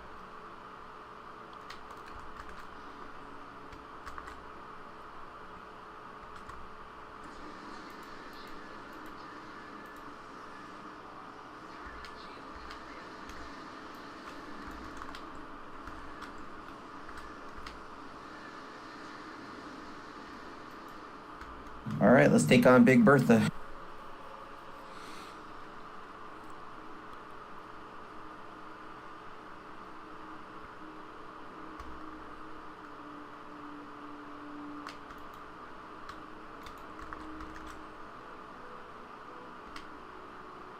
Took me a moment to figure out where she was at. I was looking all over the place.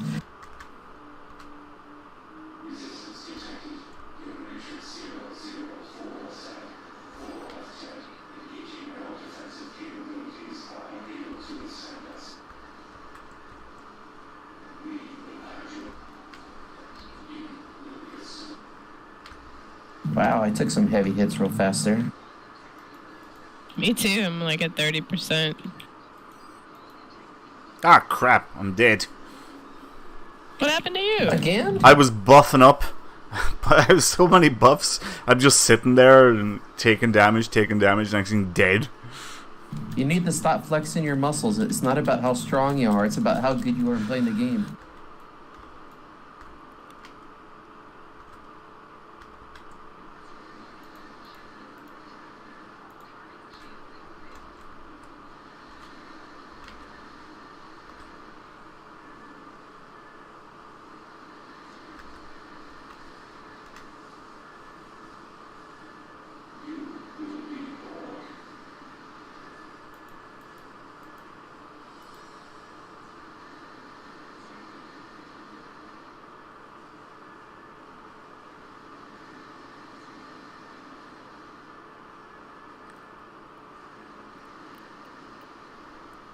There she goes. Nice. And another one bites the dust. Boom, boom, boom. Ba-dum, boom, I only- boom, boom, boom. I only had 8% life left.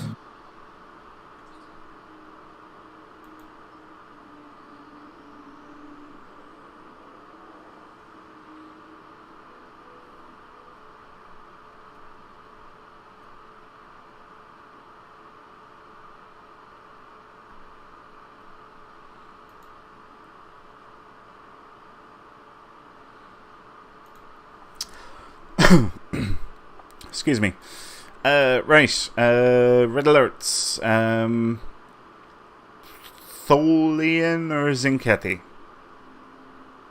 Tholian goes faster. Alrighty. So queue up for a Tholian red alert, everybody.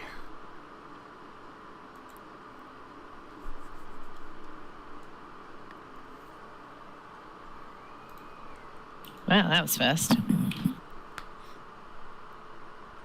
Yeah, that was. Hopefully this is working just as well for everybody else as well that's watching the stream. Hopefully everybody's getting in to queues pretty quickly.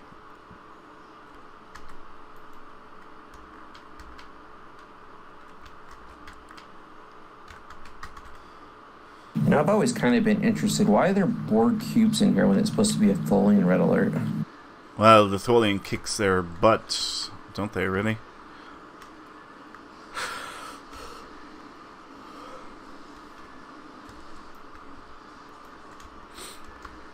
We would have made a nice bit of marks and dilithium tonight with between all the queues, wouldn't we? Sure have. Yeah, plus the Endeavor. Right, the Endeavor on top of it as well. Some EC, dilithium, marks, R&D mats. Accolades.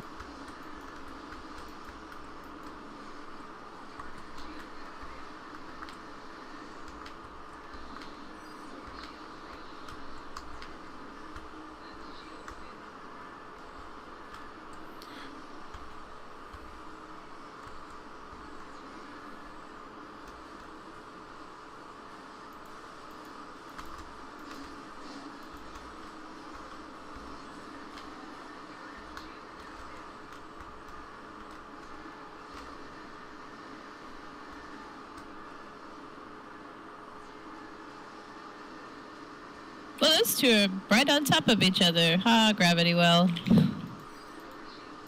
So good.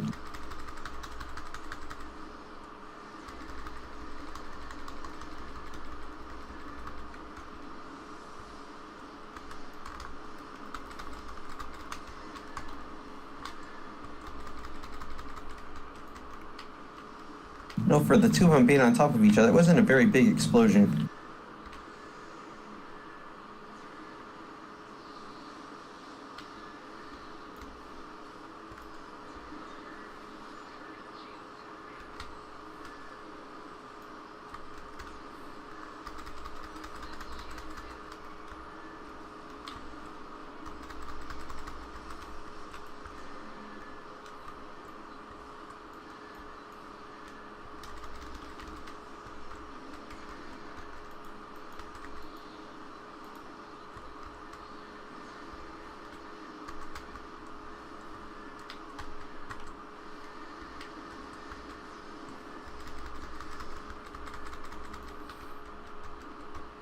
Fantastic.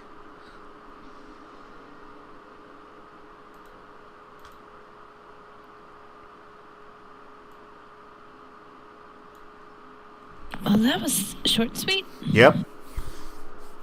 Some nice, Made me cry a little. some nice quick marks and dilithium, and plus you have a choice of marks, so whatever ones you need, you can get them. And even if you don't need marks, you can convert the reputation marks into more dilithium. What do you think? Will we do one more red alert and call it a night, or will we just finish it up now? Oh, I thought we were done now. Yeah? Okay. Yeah, let's go ahead and finish it up. So, yeah, this concludes our Wargame Simulation 41 of the Priority One Empire livestream. But before we go forth and slay some tribbles, here's a glimpse at next week's simulation. Next week, Lord Bacon and I will lead you into the final battle against Admiral Lita and the Terran Empire. As such, the show will have a special start time of 7:30 p.m. Central Time. Also, we will be joined by some special guests to assist us in subjugating the mirror universe. As with every simulation, we will be talking about the latest news from Star Trek Online and the Priority One Empire. Plus, we will be teaming up with you in another war game to earn more marks and more dilithium. Also, if you're not a member of the Priority One Empire and want to stay in touch with us in-game, then join us on our Priority One chat channel by typing in the chat box /channel_join space Priority One, all one word, and then hit the enter key. Although, if you do want to join our great Priority One Empire, simply head over to PriorityOneArmada.com and sign up today. We have both Federation and KDF fleets ranging from Tier 3 to Tier 5, so you can be certain we have a fleet for all types of players. Don't miss a thing in the world of Star Trek. Catch all the latest news regarding the Star Trek Multiverse on Priority One, a Roddenberry Star Trek podcast. Get a new episode every Friday by pointing your favorite podcast app to feeds.priorityonepodcast.com. Want to be notified of our next live stream? Then follow our channel at twitch.tv/PriorityOne. You never know when we will have another giveaway. You can also catch up on our past live streams by going to our YouTube channel at youtube.com/user/P1 Network, all one word. Finally, before we go, I would like to say a very special thank you to my officers, the Dominus of Kronos Cat, Lady Cat I should say, and Lord Rikers for joining me this week. And of course, a big thanks to you, the viewers, because without you, there wouldn't be any point in doing any of this. So you better be here next week, or else. Or else. So, until next week, long live the Empire. Long live the Empire. Long live the Empire. Hail the Emperor. Maybe.